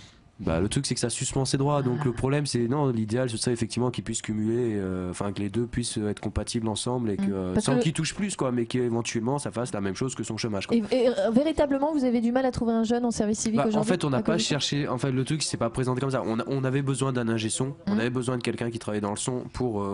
Et vous aviez un contact ? On avait un contact, quelqu'un qui était au chômage actuellement, et on lui a proposé ça. Et effectivement, ça s'est pas fait. C'est quelqu'un qui continue à venir de manière bénévole au sein de l'association. Mais voilà, quoi, peut pas passer par ce type de processus. Après, je pense que ça peut être intéressant pour des lycéens, pour des gens qui n'ont pas tout de suite accès à l'emploi forcément. Je pense que là, effectivement, ça peut être intéressant, quoi. Oui, pour donner un exemple, on l'a accueilli puisqu'il y avait un dispositif qui s'appelait service civil volontaire avant, qui est la même chose que le service civique, sauf que c'est pas le même bonhomme qui a fait le projet de loi. Il y en a un, il s'appelait Chirac et l'autre, il s'appelait Sarkozy. Il fallait qu'il fasse mieux. Mais bon, peu importe. Donc, dans le service civil volontaire, on a accueilli 70 jeunes en 2 ans dans l'Allier, donc au sein de la Ligue de l'enseignement, et donc qu'on a mis à disposition d'associations locales qui sont adhérentes chez nous. Ouais. Et sur 70 jeunes, alors attention, ce que je dis, c'est ce qui s'est passé. Ça ne veut pas dire qu'on y arrivera toujours. On a 75% de ces jeunes qui ont pu raccrocher sur une formation diplômante ou qualifiante ou sur un emploi. Donc ça a été un super résultat. Par contre, le problème, c'est qu'on n'est pas sûr qu'on y arrivera toujours. Mais en tout cas, on fait un maximum, c'est-à-dire qu'on accompagne ces jeunes pour qu'ils puissent redéfinir leur projet, en tout cas leur projet de vie, leur projet professionnel, leur projet de formation. Et jusqu'à maintenant, 3 jeunes sur 4, on a pu leur permettre de raccrocher sur une formation ou sur un emploi. Alors aujourd'hui, on travaille avec les 3 missions locales qu'il y a dans l'Allier pour justement essayer de renforcer cet accompagnement et faire qu'à l'arrivée, si normalement on a un objectif d'accueillir à peu près 100 jeunes là, pour l'année scolaire qui vient, 100 jeunes en service civique, c'est de se maintenir à cet objectif, que 75%, on leur trouve une solution à la sortie. Parce que la difficulté qu'on rencontre, c'est que énormément de jeunes qui viennent en service civique chez nous actuellement, c'est parce qu'ils n'ont plus que ça. Oui. Ils n'ont plus rien d'autre. On en discutait. Ils sont dans une mer de noir. Je me souviens dans une émission, on avait un jeune qui était là et qui nous avait dit voilà, moi je sors du BTS audiovisuel, j'ai cherché du boulot pendant longtemps. Il n'y en a pas, j'en ai pas trouvé, rien à faire. Donc là, je viens de m'enregistrer pour faire le service civique. J'ai pas vraiment d'autre solution, je n'ai plus droit au chômage, j'ai plus rien. Et l'avantage du dispositif, c'est qu'ils vont bosser avec des gens, avec des assos, et ils vont se remettre dans des réseaux, des réseaux de connaissances ou de personnes qui vont les accompagner après. Okay. Alors nous, on les aide aussi, je veux dire, ça permet aux jeunes de reprendre confiance en lui aussi, c'est ça. Hein. En plus, on a des jeunes qui font des choses, mais on en a un certain nombre qui font des choses extraordinaires, qui font vraiment qui montent des projets, qui montent des actions, c'est-à-dire qu'il y a les compétences. Sauf que le problème, personne veut leur faire confiance, bon Dieu. Personne veut faire confiance à ces jeunes. Et ils sont dans une merde noire. Et je veux dire, quand je vois, on a des murs, là, on entend des gens pleurer à longueur de journée. Oh, c'est dur, oh, c'est difficile. Nous, on a une gamine, une jeune fille de 20 ans, avec 2 gamins. Elle est dans une merde noire. Personne ne lui avait tendu la main. Alors, la mission locale a dit, écoutez, il n'y a plus que vous. est-ce que vous pouvez la prendre? On l'a mis sur un projet autour d'une action qui s'appelle Lire et faire lire. Et ben, grâce à cette action, elle est repartie sur un CAP petite enfance. Et elle va être avec une promesse d'embauche à la clé. Elle était dans la galère. Bah, je pense que si on peut arriver à faire en sorte qu'un certain nombre de jeunes se sortent de cette galère dans le département et dans la région, en permettant au moins de leur tendre une fois la main. Sébastien, tu es plutôt d'accord avec ça sur le fait que les jeunes aujourd'hui manquent, on leur fait pas assez confiance quand ils sont porteurs de projets. On aura des créateurs d'entreprises dans quelques instants sur le plateau, donc on leur posera évidemment aussi la question. Mais toi, c'est le nerf de la guerre, quoi. C'est l'argent, quoi. Enfin, le nerf de la guerre, il est là. Enfin, nous, moi, je vois au niveau des jeunes de la sauce, quoi. Il y en a beaucoup qui se retrouvent au chômage actuellement, et voilà, quoi. La confiance, ils l'ont pas. Enfin, ils veulent essayer de se mettre à leur compte, essayer de partir, voilà. Mais il faut des investissements de base, il faut des choses. Après, moi, je me permets d'en parler parce que voilà, je vois ce qui se passe en tant qu'éduc aussi, quoi. Je vois des jeunes, pour essayer de s'en sortir, qui vont vendre du shit, quoi. Enfin, pour te dire qu'ils pourraient avoir leur fonds d'investissement, vont vendre du shit à côté, quoi. C'est une réalité. Il faut dire aussi que du coup ils n'ont pas besoin de commerce, d'acheter un fonds de commerce, donc c'est sûr que l'investissement est un peu moins. Non, mais comment un jeune actuellement, il va se pointer à la banque, ils vont lui dire non, il n'y a rien de solvable, quoi. Donc le gars il va chercher, il va pas trouver, il va trouver là où il trouve. Et c'est quoi la solution? La solution, nous aider. Franchement, si je l'avais, je sais pas, je vais lever les yeux vers notre gouvernement et puis on verra. On attend 2012. Le problème vient quand même des financements pour toi.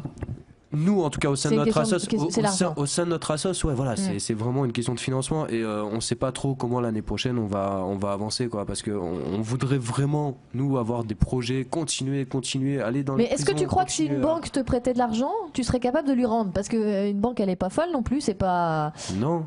Enfin, je sais pas. Enfin. Voilà, franchement, je ne veux pas m'engager là-dessus. Non, je suis pas sûr. Non, là où on se tourne, nous, c'est.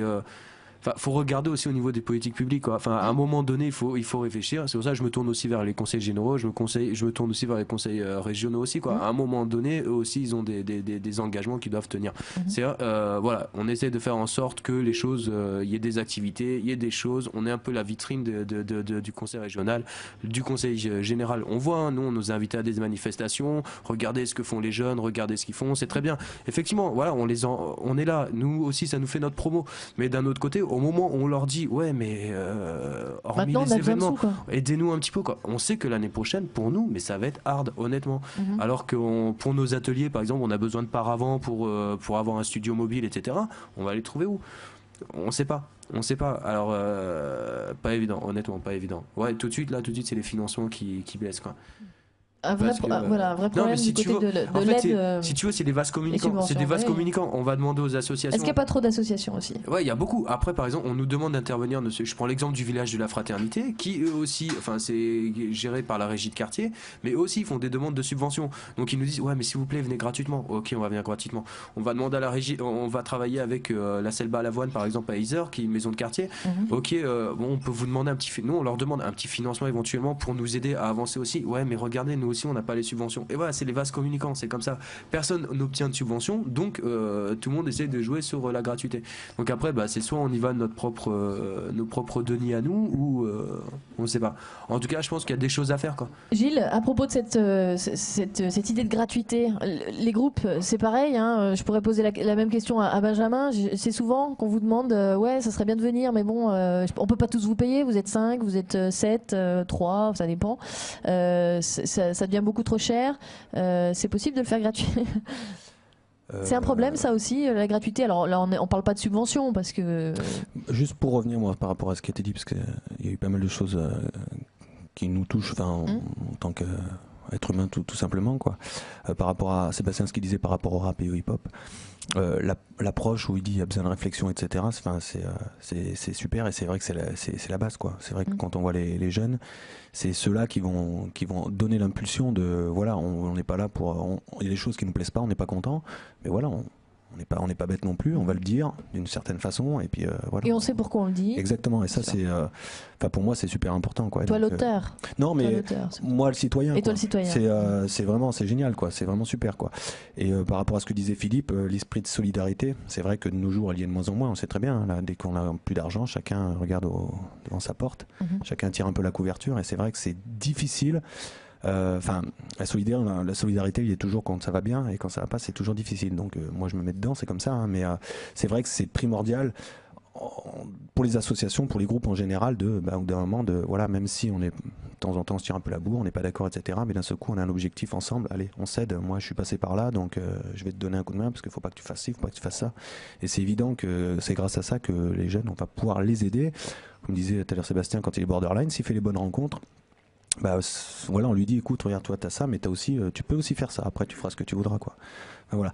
Par rapport au groupe. Et ça t'a donné envie, Gilles, pour le coup là, dans les prochains jours, d'aller peut-être chercher aussi à aider, toi.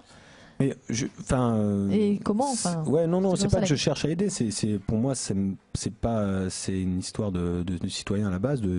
Voilà, de ce qu'on pense. Chacun pense ce qu'il veut. Chacun a le droit de faire ce qu'il a envie, quoi. Mais il est évident que si ne serait-ce que nous, les petits groupes, on gagne un petit truc tout de suite, c'est nous, on a gagné, les autres. C'est pas possible, quoi. C'est pas possible parce qu'on est rien de plus, on est vraiment rien, quoi. Donc à partir de là, c'est des échanges, quoi. C'est voilà, toi t'en es où, qu'est-ce que je peux faire, fais gaffe, moi je suis déjà passé par là, fais attention. Après la personne en fait ce qu'il en veut. Mais ça c'est important de le faire. Voilà, ça c'est primordial pour que le bâton, on donne le bâton à l'autre, le relais, et puis ainsi de suite. Après, chacun est plutôt grand pour le faire, et puis on peut pas suivre les gens 24 heures sur 24. Ils le suivent beaucoup plus que moi, mais c'est vrai que ça, c'est primordial, quoi. Deuxième commentaire que tu voulais faire ? Non, c'était par rapport à la réflexion qu'ils disaient dans les textes. Oui. Les raps, c'est important, et puis par rapport à la solidarité, quoi. Après, par rapport à ta question sur l'argent, nous, on joue les 80% de nos concerts sont gratos, hein. 80%. Oui, maintenant on essaie d'avoir un peu de défraiement et de rentrer un peu de sous sur la sauce pour pouvoir acheter du matériel. Mais il est évident que c'est comme ça, quoi. C'est comme ça et c'est pas ce qui nous fait courir. À un moment donné, il y a aussi un métier de musicien, de chanteur. Ouais, mais c'est bien, je sais heureusement d'ailleurs que ça poursuit comme ça et que la mentalité reste. Ouais, mais je pense que là, les musiciens qu'on est là avec CG, je pense que c'est pas ça qui nous emmène, quoi. Ce qui nous emmène, c'est que voilà, on est des potes, on fait de la musique, tiens, ça plaît, il y a des gens, bon écoute, comment on va faire pour bosser, etc. Si à un moment donné ça peut nous aider pour acheter du matériel, tant mieux. Si à un moment donné ça peut nous aider pour embaucher quelqu'un dans la sauce, tant mieux, etc. Mais on va pas aller dans un endroit en disant voilà, nous on veut 600 €, sinon on vient pas, quoi. C'est pas possible, quoi, parce que de toute façon c'est pas ça. L'art et la culture à la base. Il y en a beaucoup qui le font quand même. J'en sais rien. Je sais pas. Non, franchement, je sais pas. Je sais pas, je suis pas sûr. Eh bien, c'est gratuitement qu'on va écouter aussi un peu de musique ce soir dans cette émission du 16-30. Julien, Sidji, on va lui donner le micro. Je sais pas où il est. Ah ben il est juste là, merci. Ouais. Qu'est-ce qu'on écoute ? Donc on va écouter une compo qui s'appelle Alice. Donc c'est une compo qu'on a écrite il y a 2 ans, oui. Et sur laquelle qui sera donc sur le CD qu'on va bientôt mettre. Que vous êtes en train d'enregistrer à Montluçon, on l'a bien compris. Qu'on a fini d'enregistrer. Il est fini, ça y est. Oui, ça y est, il est fini. Sinon vous l'auriez pas ça. C'est vrai, c'est une belle remarque. Merci beaucoup de me réveiller là d'un coup comme ça. On fait une courte page de pub, pas du tout, de musique. On se retrouve juste après avec, on va plus parler d'engagement, mais plutôt de projets, de porteurs de projets, créateurs d'entreprises, comment les jeunes aujourd'hui se débrouillent pour réussir à mener à bien un projet jusqu'à son terme. Merci à vous d'avoir participé à cette première partie d'émission. Restez bien avec nous juste après. CG, c'est la deuxième partie du 16-30. Raconte-moi tous tes rêves, tes supplices quand tu n'es pas au pays des merveilles. Ces moments qui se reflètent dans tes souvenirs sont longtemps restés vierges, vierges de tout désir. Et pourtant tu avais toutes les cartes en main pour pouvoir éclairer ton visage de satin. Maintenant ton reflet n'est plus là et tes bouclettes dorées perdent de leur éclat. Oh Alice, tu as fait de moi ton complice, celui dont tu ne voulais pas.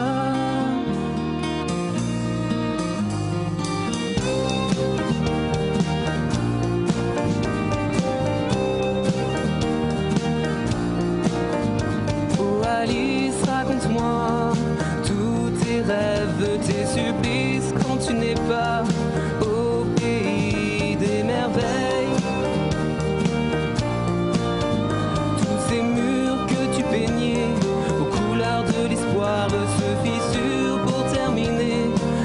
rend des foutoirs auxquels tu as toujours voulu croire sans peine et où les jours ne sont plus vraiment les mêmes et où la lune vient t'éclairer chaque soir, la solitude qui fait naître dans ton cœur les idées noires.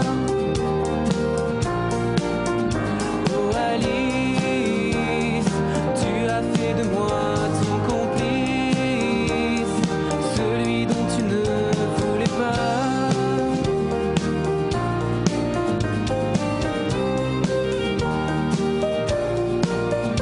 Oh Alice, je ne peux te donner de conseils à part celui de sortir de ton profond sommeil. Et quand tu ouvriras les yeux, tu pourras voir naître dans les cieux tout ce que tu n'as pas pu connaître. Et au fond de tes lacs bleus poussera un arc-en-ciel qui te fleurira la vie pour te la rendre plus belle. Oh Alice, tu as fait de moi ton complice, celui dont tu ne voulais pas. Mais crois-moi, tu auras besoin de moi.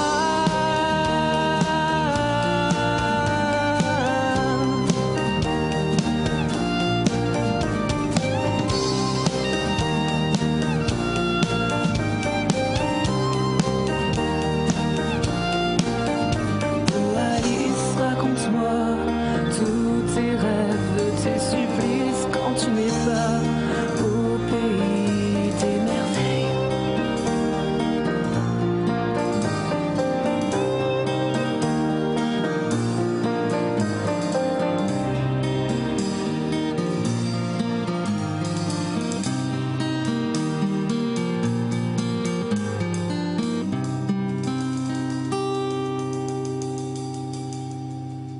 Voilà, Alice du groupe CG qui était parmi nous dans cette première partie d'émission. Merci à vous d'être présents ce soir. Nous sommes à Vichy, au bar L'Académie qui nous accueille. Merci également à l'équipe du bar L'Académie en face de la gare à Vichy pour cette belle installation. On a été accueillis avec le sourire, donc on en profite.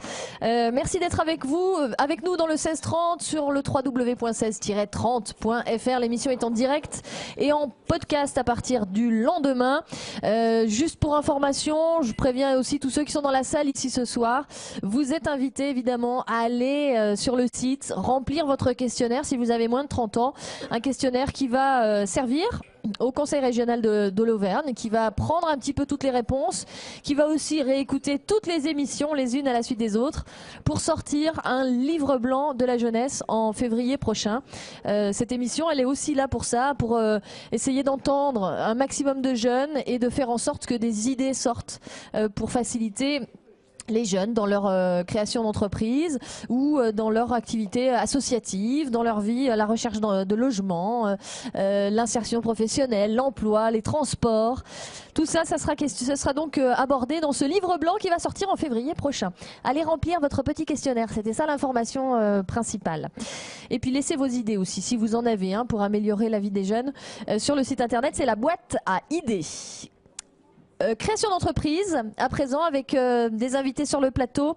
Michael Boulot, bonjour Michael. Bonjour. Tu es créateur d'entreprise, c'est une SARL qui s'appelle Deva Agencement. Deva Agencement, oui. Ouais. C'est quoi comme entreprise? Donc c'est une entreprise de agencement intérieur, donc cuisine, salle de bain, rangement. Et c'est tout récent, hein? C'est tout récent puisqu'elle est immatriculée depuis le 1er septembre. 1er septembre, quel âge as-tu? 25 ans. 25 ans, super, c'est tout jeune ça. Alexandra Forestier. Oui, bonsoir. Bonjour Alexandra, toute jeune aussi? Oui, 25 ans. 25 ans. En fait, c'est les Catherinettes de la création. Hein, voilà.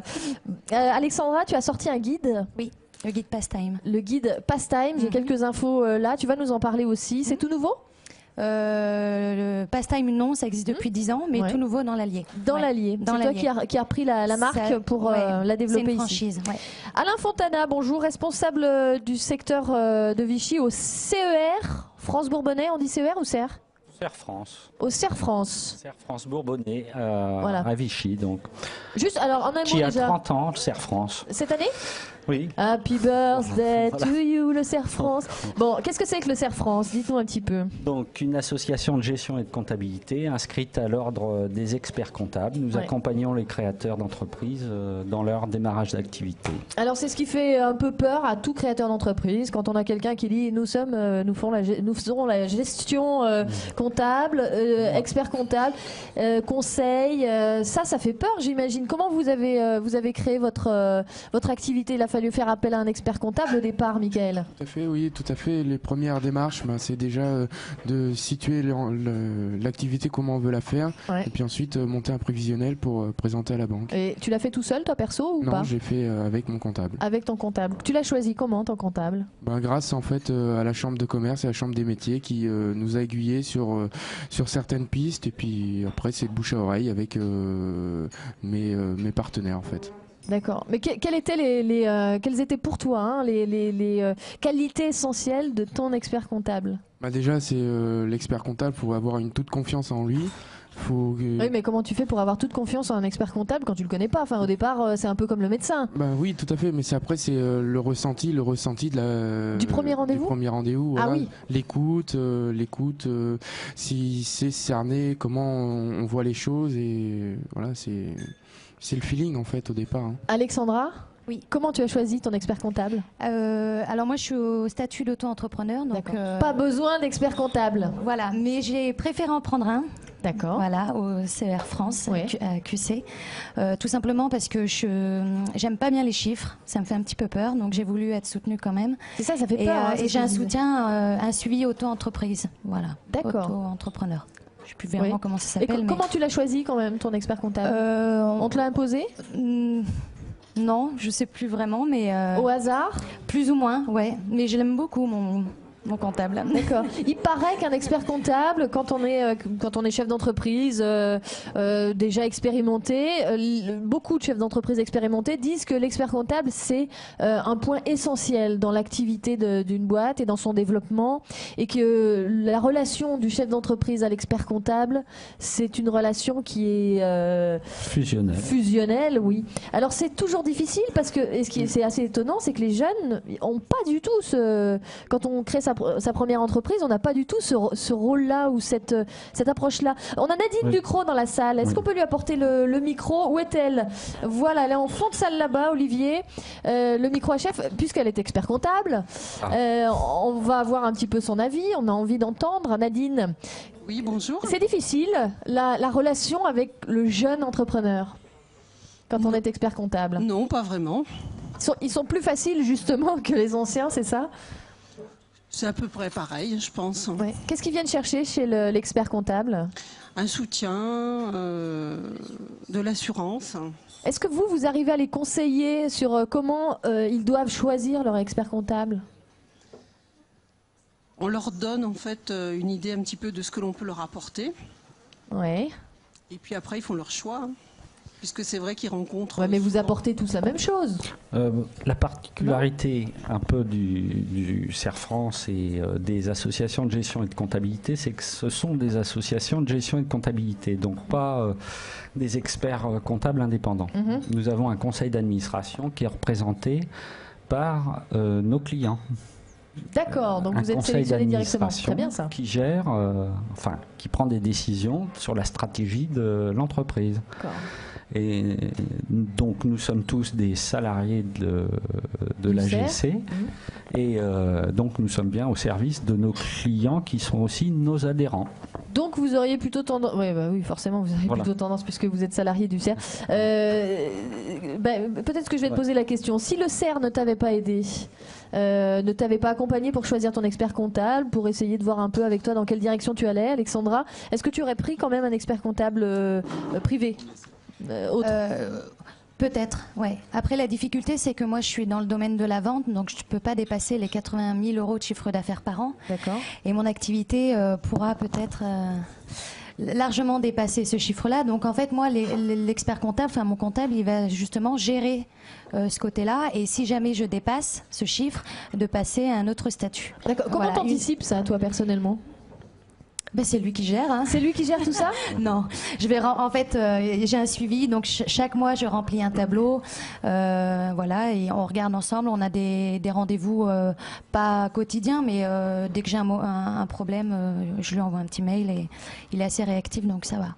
Ouais. Tu peux conseiller aux experts comptables, aux auto-entrepreneurs aujourd'hui de prendre un expert comptable. Ça te coûte quand même un peu d'argent sur ton... Oui, mais moi c'est que j'aime vraiment pas les chiffres. C'est pour ça, j'ai peur des chiffres, donc j'ai pas... je voulais pas me louper. Voilà. Donc après, avec le statut d'auto-entrepreneur, on n'a absolument pas besoin normalement d'un expert comptable. C'est pas obligatoire. Voilà, c'est pas obligatoire. Donc surtout que la gestion, elle est ultra simple. La tenue comptable de la comptabilité est assez simple généralement en auto-entrepreneur. Ah exactement, oui, on prend en compte uniquement les recettes. Oui. C'est un statut très simplifié, mais dont il faut se méfier quand même. Donc on est là pour donner les bons conseils et orienter les personnes, surtout dans leur phase de changement de chiffre d'affaires ou de choses comme ça. Il ne faut pas avoir peur d'avoir une comptabilité au réel. De quitter le statut d'auto-entrepreneur. Voilà. Ouais. S'il y a des auto-entrepreneurs dans la salle, je veux bien prendre vos témoignages.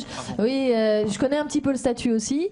C'est vrai que ça peut être inquiétant à un moment donné de se dire tiens, il faut passer en SARL, EURL, parce que SARL, il faut trouver un associé.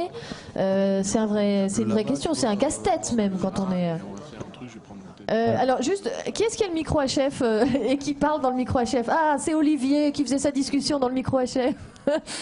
Non mais parce que on va quand même signaler, comme le micro HF est ouvert tout le temps, on a continuellement les discussions, mais c'est pas... vous aussi vous partagiez un peu. Voilà.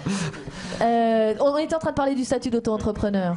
Oui, donc c'est un statut qui peut être piégeux et pas forcément très avantageux pour le jeune entrepreneur qui démarre. Et donc l'expert comptable ou les centres de gestion comme nous sommes là pour les orienter et leur donner les bons conseils au bon moment. Et par rapport à ce que vous disiez sur le coût d'un expert comptable, on espère aussi, nous, apporter des gains aux entrepreneurs, puisque notre but, c'est quand même de garder nos entrepreneurs en vie et donc d'assurer la pérennité de leur entreprise, donc avec les meilleurs conseils possibles.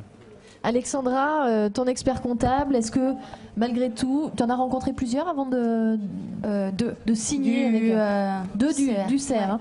Est-ce que tu t'es dit déjà peut-être que j'aurais plus confiance en un homme plutôt qu'une femme? Est-ce que je cherche quelqu'un quand même qui soit près de chez moi ou près de mon travail? Ce choix-là, est-ce que tu te l'es posé? Non, après moi, il fallait que mon comptable soit réactif. Dès que j'avais un problème, un petit mail et voilà, on me répond rapidement. Après, c'est tout ce que je demandais, moi, au comptable. Que ce soit homme, femme, personnellement... Parfois, dans la sensibilité, on peut avoir plus confiance. Après, c'est un homme. Celui que j'ai, c'est un homme. Voilà. Donc, Michael, le choix de l'expert comptable? Moi, mon expert comptable, ça a été... une rencontre, en fait, c'est le même comptable qu'un de mes fournisseurs. Il m'a fait rencontrer et puis ça a super bien marché. Et voilà, c'est vraiment, voilà, c'est ce qu'on disait, la proximité, et, le lien de confiance réciproque l'un envers l'autre, en fait. Et tu as un contact avec ton expert comptable régulièrement, toutes les semaines? Moi, je l'ai tous les mois, quasi tous les, on va dire, tous les 2 jours. On s'envoie un mail. Oui, non, tout à fait. C'est exceptionnel, ça, non? Ça arrive pour certains créateurs ou pour des entreprises qui sont en phase d'évolution permanente. Il faut être réactif, il faut être disponible. C'est vrai que nous, c'est un petit peu particulier puisqu'on a attaqué notre activité par les travaux dans le magasin. Donc c'est vrai qu'il y a beaucoup d'investissements et c'est bien de savoir au jour le jour où on en est et vers quelle direction on prend en fait. Alors toi, tu as créé une SARL. Qu'est-ce que tu faisais avant, Michael? J'étais prof contractuel en lycée professionnel Albert Londres à QC. Ah oui, donc tu as complètement changé de... Qu'est-ce qui t'a fait quitter le métier? Puisque en fait j'enseignais à menuiserie, donc on reste dans le même créneau en fait. Oui. Qu'est-ce qui t'a fait malgré tout décider que tu allais créer ton entreprise? C'était le ras-le-bol d'être prof? Non, on sait qu'il y en a beaucoup qui parlent de ça. C'est surtout, on va c'est une dire, philosophie. J'ai été déçu, en fait, j'avais un rêve, c'était d'être prof, et j'ai été déçu de la façon dont on m'imposait de le faire, en fait. Voilà. D'accord, donc tu as décidé de changer de métier. Tout à fait. C'est grave ça quand même, non? La déception. Un peu, oui, non, c'est sûr. C'est pour ça que j'ai dit on va créer une entreprise avec ma compagne, puisque je suis associé avec ma compagne. Et je prendrai des apprentis, je les formerai comme un apprenti a le droit d'avoir une formation correcte, en fait. Ah, c'était plutôt l'exemple que tu as eu en tant que prof qui te fait aujourd'hui travailler d'une certaine façon avec tes apprentis. Tout à fait. Tu peux nous en parler un petit peu de ton expérience de prof ? Ah oui, tout à fait. Bon, c'est vrai que un statut un peu différent puisque j'étais contractuel, donc un contrat que je signe le 31 août qui se finit le 31 août de l'année d'après. S'il y a de la place, bon, on vous contacte. S'il n'y a plus de place, bon, on vous dit attendez l'année prochaine, vous aurez peut-être un poste. Ouais. Donc c'est vrai que c'est un peu dur à gérer au niveau, on va dire... stress, d'installation dans la vie privée. Voilà, c'est ça. Au niveau de la vision vers l'avenir, c'était très, très incertain. Et puis après, c'était le manque de moyens qu'on nous donne pour enseigner aux jeunes. Et c'est vrai que c'est difficile, quoi. C'est-à-dire, tu as des exemples qui montrent bien le manque de moyens dans ta spécialité en menuiserie, par exemple. Qu'est-ce qui était problématique? Pour moi, se lancer dans une formation en menuiserie, c'est déjà d'avoir, on va dire, la petite étincelle au fond de soi qui fait qu'on va progresser dans le métier. Alors d'aujourd'hui, c'est une filière qui avait pas beaucoup de candidats et on faisait du remplissage avec des gens qui voulaient faire plutôt une autre section, mais qui... Il n'y avait plus de place. Plus de place, et on les retransmet, on les rebascule vers une section qui les intéresse pas du tout. Donc c'est vrai qu'après, enseigner une matière à des jeunes que ça les intéresse pas, c'est pas facile, quoi. Voilà. Ouais. Donc tu as décidé de changer. Tu aurais pu être salarié. Ouais, mais pourquoi j'avais fait prof? Voilà, c'est qu'on choisit comment on organise sa journée, comment on va organiser un programme, et c'est vrai que redevenir salarié derrière, c'est pas facile. Ah, tu veux dire qu'en tant que prof, tu avais déjà cette liberté-là, cette indépendance quelque part. D'accord. Voilà. Tu as créé ton entreprise donc avec ta compagne. Ma compagne. Vous êtes mariés, pas mariés? Non, on est ta compagne. Conjoint. Donc, Deva Agencement, c'est de la déco d'intérieur. C'est ça. Est-ce que le fait de créer en couple, ça t'a apporté quelque chose? Ça t'a apporté des difficultés? Ça peut être le cas aussi. Des facilités, des difficultés, c'est une vie au jour le jour. Des jours ça va bien, des jours ça va pas.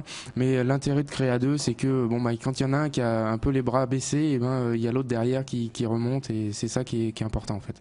Ouais, mais pour la vie de couple, pas facile d'être toujours dans le boulot, non? Est-ce que vous arrivez à séparer, à bien séparer? On dit souvent, quand on conseille les jeunes créateurs d'entreprises, on dit souvent, oulala, attention, le couple c'est important, et de créer en couple. On t'avait peut-être prévenu d'ailleurs, non? Non, on m'a prévenu. C'est vrai que c'est une décision qu'on a choisie à deux, mais c'est vrai que c'est intéressant par rapport à s'associer avec une autre personne. Ouais. Une autre personne à l'extérieur du couple, c'est pas forcément le même engagement que deux personnes du couple, en fait. Voilà. C'est vrai. Alain Fontana, vous vouliez réagir? Il n'y a pas de généralité. Il y a des gens qui peuvent très bien travailler ensemble et en couple, et puis il y a des gens auxquels on va conseiller d'éviter de travailler ensemble. D'accord. On sait qu'il y a des dangers quand même. Voilà. Il faut savoir séparer la vie professionnelle de la vie privée, mais parfois, comme il le dit si bien, on se stimule l'un et l'autre. Voilà, vous vous stimulez au quotidien, le matin, allez, il faut qu'on y aille, on a du boulot, c'est ça? Ouais, c'est ça, tout à fait. Puis c'est vrai que c'est plus facile. S'il y a une journée où il faut donner un coup de collier un peu plus tard le soir, quand c'est le couple, c'est plus facile que deux personnes qui rentrent chez soi et que ou la compagne attend, et voilà, attend avec le dîner qui refroidit. Tout à fait. C'est ça. Alexandra, est-ce que toi, c'était donc toute seule dans ton entreprise? Oui. Ça t'a fait peur au départ de partir toute seule? Est-ce que tu t'es posé la question de peut-être t'associer à quelqu'un pour faire le guide, pour reprendre? Récemment, je vais prendre un agent commercial. Oui. C'est en cours de réflexion. Et tu t'associes? Non, agent commercial, donc salarié. C'est pas non plus un salarié. Il sera commissionné sur le chiffre d'affaires qui peut m'apporter. Donc. Mais du coup, c'est pas une association. Enfin, c'est pas on sera lié par un contrat et voilà. Mais de travail. Contrat de travail, voilà. Exactement. Oui. Peut-être que tu es en couple. Est-ce que pour ta vie privée, le fait d'avoir créé une entreprise, créé une activité, lancé un truc, ça a rendu les choses un peu problématiques? Et dans quel sens? Non. Non. C'est un complément, on va dire un complément de salaire. Ouais. Et non, pour nous, tout se passe bien. Enfin, Aucune difficulté. Mon copain, il travaille beaucoup, donc il rentre assez tard les soirs, donc finalement, ton rythme de travail à toi aussi, je le fais en fonction de lui aussi, et voilà. Ouais. Alain Fontana, vous vouliez rajouter quelque chose d'expérience? Le conseiller. Voilà, donc notre rôle aussi, c'est de parler de relations humaines et de ressources humaines dans l'entreprise, et donc de voir si les associations sont possibles, si les créations d'entreprises sont possibles avec la vie de couple, et d'organiser l'entreprise pour que tout fonctionne pour le mieux. Alexandra, combien de temps te prend ton travail sur le guide? On va en parler du guide d'ailleurs, tu vas nous le présenter, le Pastime. Combien de temps te prend ce travail toutes les semaines? C'est en fonction de moi, de mon envie, de mes humeurs. Après, en fonction de comment je veux travailler la semaine. Après, moi, je contacte en ce moment les entreprises, tout ce qui est PME, CE, associations, collectivités. Donc après, à moi d'arriver à prendre des rendez-vous avec eux. Donc c'est pour leur proposer d'être référencés? Alors non, en fait, c'est un guide qui référence, donc un guide départemental sur l'Allier, qui référence loisirs, commerce et restaurants. D'accord. Et qui propose en fait aux salariés de pouvoir avoir moins 50% de réduction, allant jusqu'à moins 50% de réduction lorsqu'ils vont chez mes partenaires. Donc j'avais une première phase en avril qui a duré à peu près 3 mois, où là j'étais à la recherche de ces partenaires pour les mettre dans mon guide. Oui. Voilà. Savoir qu'un partenaire qui est dans mon guide, c'est totalement gratuit en termes de communication. D'accord. En contrepartie, donc il propose les offres. 50%, et là, c'est ça? Jusqu'à moins 50%. Ouais. D'accord. Et là je suis en phase de commercialisation depuis septembre. Et donc je commercialise mon guide donc auprès des particuliers s'ils veulent se l'acheter, mais après auprès des entreprises, des CE. Donc en gros, le particulier achète 50% de réduction chez tous les partenaires. Voilà, donc en fait, j'ai 78 partenaires, donc après à eux de regarder un petit peu où est-ce qu'ils veulent aller. Qu'est-ce que tu faisais avant de te lancer dans cette aventure Pastime? J'ai travaillé pendant 5 ans et demi dans une grande enseigne nationale de sport. Je sais pas si on peut dire. Non, c'est pas la peine. Une grande enseigne nationale de sport. Voilà. De vêtements? Oui, tout. D'accord. À fond la forme. D'accord, très bien. Je vois. Ça y est, j'ai compris. Et puis à fond la forme, ça y est, il y a tout le bar qui est à fond la forme.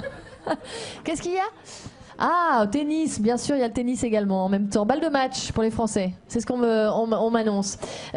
Donc, tu as travaillé dans cette célèbre enseigne de sport. Ouais. Et en tant que quoi? Au début en tant qu'hôtesse caisse accueil, tout simplement. J'étais à l'entrée et au fur et à mesure donc on m'a proposé des missions et j'étais dernièrement responsable d'événements sportifs qu'on appelle le Vital Sport. D'accord.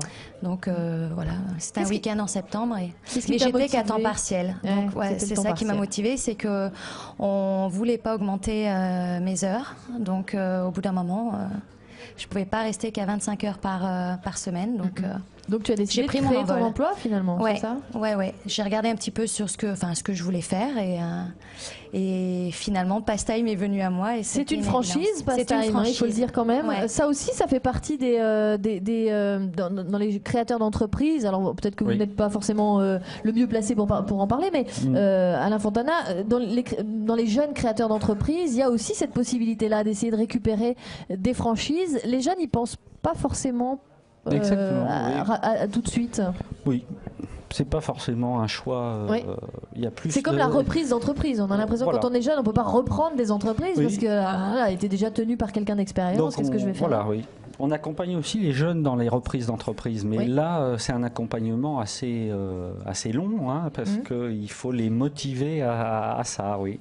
Il faut les motiver, c'est vrai. Oui. Il y a une approche différente du créateur d'entreprise quand on reprend. Oui. Un créateur d'entreprise qui a déjà son objectif personnel, c'est bien, c'est plus simple pour nous de l'accompagner, il est déjà motivé par son métier, etc. Mais on peut l'orienter souvent sur des reprises des entreprises qu'on suit, par exemple, et qui font la même activité, mais c'est pas une démarche qu'ils ont a priori, c'est vrai. Parce que du coup, toi, Alexandra, c'est pas du tout ton métier. Enfin, c'était pas ton métier au départ de créer des guides. Non, tu vois, pas du tout. Tu as choisi. Après, il fallait avoir quand même un tempérament de commercial. J'avais travaillé dans l'événementiel, donc finalement, non, ça t'a semblé coller, quoi. J'ai eu un entretien quand même. D'accord. Voilà, on peut pas acheter une franchise comme ça. J'ai un entretien avec les franchisés. franchiseur et mon profil collait parfaitement avec ce qu'il cherchait. Alors, question que je voulais te poser concernant les franchises, justement. Tu t'es renseigné où? Il y a des sites internet? Oui, sites internet. En fait, c'est ça. C'est que je voulais savoir à peu près quel genre d'entreprise avait envie de s'installer sur Vichy et sur l'Allier. Et je suis tombée sur plein de sites de franchises et qui référencent tout plein de franchises. Et je suis tombée là-dessus, en fait, et c'était fait pour moi. J'ai envoyé mon dossier de candidature, enfin un dossier complémentaire d'information. Finalement, j'avais aimé le concept, donc j'ai envoyé mon dossier de candidature. J'ai eu un entretien et mon dossier a été retenu. Voilà. C'est pas inquiétant à un moment donné de voir ces franchises, parce qu'il y a beaucoup de franchises qui se cassent la figure, comme on dit. Il y a beaucoup de propositions qui sont aussi pas très honnêtes, parce que c'est difficile, c'est payant une franchise, il faut le dire. C'est tout. Chaque année, tu payes. Alors, comment ça se passe? J'ai payé un droit d'entrée qui s'élevait. Non, c'était vraiment pour une franchise, je perdais pas grand-chose. D'accord. Voilà. C'est-à-dire, tu perdais pas grand-chose. Les franchises en général ont le droit d'entrée, il est à peu près de 10 à 15 000 euros. Ouais. Voilà. Moi, il était de 3 500 euros de droit d'entrée. D'accord. Donc moins cher. Moins cher. Mais il faut quand même rassurant, une expérience de 10 ans. Donc je me suis quand même renseignée un petit peu. C'est juste un droit d'entrée. C'est même pas d'investissement. Voilà. Après, je n'ai pas de royalties non plus. Oui. Voilà. Donc 100% de guides que je vends, c'est 100% de chiffre d'affaires dans mon entreprise. Voilà, je ne reverse pas de royalties sur le chiffre d'affaires. Uniquement une redevance, donc c'est, on va dire, un loyer entre guillemets que je dois verser pour utiliser le nom. Oui. Voilà. Le loyer, est-ce qu'on peut savoir de combien c'est possible? Alors le loyer, en fait, il est défini en fonction du nombre d'habitants que j'ai sur mon département. Donc chaque département a un loyer différent. Pour la première année, en fait, j'ai toujours pas payé de redevance. Voilà, qu'à partir du mois de janvier, ils aident comme ça, ils attendent un petit peu que l'entreprise Ils laissent le temps qu'il y ait une année de... D'accord. Au moins 6 mois de commercialisation quand même pour qu'il y ait un chiffre d'affaires. Et après, je vais payer là que 50% de redevance. Et à 3 ans, je paierai 100%. Voilà. Il y a une aide quand même qui est faite... Petit à petit. Ouais. Ça a été un des points importants que tu as regardé quand tu cherchais sur ton site internet. Tiens, les franchises. Ah, ils le disent pas? Bah non, ils disent pas tout. Ah, les mauvais. Non. C'est pour ça qu'après, il faut demander des informations, il faut avoir des entretiens avec eux. Et voilà. Donc tu as découvert pendant ton entretien et tu t'es dit, ah mince. Faut oser demander des chiffres, qui ne divulguent pas comme ça sur site internet. Alors, il faut oser. Comment tu as osé? Conseil d'expert comptable aussi avant? J'y suis allée avec mon ami, en fait. Le siège est à Perpignan, on y a été tous les deux. Lui, il est dans la finance, donc il a posé toutes les questions. Vu que moi, je ne le suis pas du tout, il a posé les questions qui fâchent. Voilà. Trouvez-vous quelqu'un dans la finance. Ça sera beaucoup plus simple dans la vie. Non, mais c'est vrai. Michael, Alexandra n'a pas eu besoin de trouver un local. Non. Pas de local, pas de loyer, pas de travaux, c'est presque le rêve, non, pour toi? Oui, c'est sûr, non, c'est vrai que c'est un projet, ça fait 18 mois qu'on est sur le projet, donc c'est un projet qui a été long à mettre en place parce qu'on a voulu, on est cuisiniste au départ puisqu'on fait de la cuisine de la salle de bain, mais on voulait le faire aux apophyses de ce que font à l'heure d'aujourd'hui nos confrères en fait. On va présenter des produits, des concepts vraiment différents et c'est là où on a eu un véritable travail de fond en termes de fournisseurs, en termes de dessins, en termes de plein de choses qui a fait qu'il nous a bien fallu en fait 18 mois pour poser le projet en fait. D'accord. 18 mois où vous avez réfléchi à ce que vous alliez vendre. À ce qu'on allait vendre, où on allait le vendre et avec qui en fait. Alors, où vous le vendez aujourd'hui? Donc vous avez pris un local? Donc on a pris un local, oui. Comment vous l'avez trouvé ce local? Comment vous aviez quoi comme exigence? Ce qu'il y a, c'est déjà pour un magasin de notre type, c'était être proche de nos clients en fait. Proche de nos clients. Et, dans leur cuisine ou... C'est compliqué quand même d'être proche du client parce que là, pour le coup, le client, c'est le particulier. Tout à fait, c'est ça. Mais c'est vrai que, on va dire, dans un périmètre. Et on va dire dans un cœur où il y a de l'activité, où il y a un peu de vie en fait. Voilà. D'accord. C'est pour ça qu'on est situé à côté du marché couvert. Ici à Vichy. Voilà, à Vichy. Évidemment. Oui. Donc, et comment tu l'as trouvé le local? Tu t'es fait aider? Pareil, tu as cherché sur internet, loup local? J'ai été chercher en fait avec l'association Vichy Val d'Allier Développement. Très bien. Qui eux en fait ont une base de données avec les locaux alloués sur l'agglomération en fait. Ouais. Voilà. Et t'en as visité plusieurs. Il y a eu beaucoup de choses, il y avait beaucoup de propositions. On en a visité plusieurs, mais c'est vrai qu'après le choix était assez difficile. Et après c'est plus un terme de budget alloué au local qui fait que... Comment ça s'est passé pour toi avec les banques ? J'imagine que tu as fait appel aux banques. Ça a été dur. Sincèrement, c'est le point le plus dur du projet où on a peiné le plus en fait. Ouais. Voilà. Donc c'est là un petit peu que l'accompagnement de l'expert comptable ou de la GC est nécessaire, c'est-à-dire faire un bon prévisionnel qui soit cohérent et qui soit facile à expliquer de la part du créateur à son banquier. Oui. De voir nous accompagnant le créateur avec son dossier vis-à-vis du banquier, quoi, pour obtenir... C'est l'étape essentielle. C'est l'étape essentielle. Il faut avoir fait un bon prévisionnel tant chiffré que sur le statut de l'entrepreneur, auto-entrepreneur, SARL, et présenter au banquier quelque chose qui tienne la route. Donc ça, tu t'es fait aider par ton expert comptable. Tout à fait. Oui. Et tu es allé voir les banques. Et là, c'est le drame. Ah ouais, non, ça a été très dur parce que... Manque de confiance ? C'est dans un milieu, on va dire, où la cuisine, bon, c'est un milieu assez hard. Et en étant jeune, ça n'a pas été un point très positif pour nous, en fait. Voilà, c'est ça Pourtant, tu étais menuisier. Est-ce que le fait que tu sortais justement de l'éducation nationale, même si tu étais contractuel, ça t'a facilité les choses selon toi, ton rapport au banquier ? Ça m'a pas forcément aidé non plus, quoi. Ça t'a pas forcément aidé. Non, c'est plus, on va dire, une notion, on va dire, d'apport financier. C'est vrai que l'apport personnel, c'est la première question quasiment du banquier. Ouais. On rentre à l'entretien et ils me disent, voilà, on veut bien vous suivre, mais vous avez combien ? Voilà, c'est l'une des premières questions du banquier. Depuis la crise, les banques sont assez frileuses pour aider au démarrage des entreprises. Ben oui, c'est dramatique justement. Oui. Parce que, enfin, on le comprend aussi, le problème de... Magali est dans le public avec nous. Bonjour Magali, on va vous donner le micro. Merci beaucoup d'être avec nous. Vous avez créé un salon de coiffure d'abord, et puis vous l'avez revendu. Oui.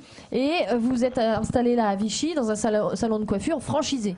Tout à fait. On a parlé des franchises il y a quelques instants, justement avec Alexandra, qui, elle, édite un guide sous une marque de franchise également. Quel est l'intérêt pour vous de passer d'un salon de coiffure personnel à un salon de coiffure franchisé ? Quelle est la facilité finalement ? Qu'est-ce que vous y avez trouvé de plus ? La notoriété. De la marque, de la franchise. Voilà, tout à fait. Et elle vous apporte quoi ? Plus de clients, vous pensez ?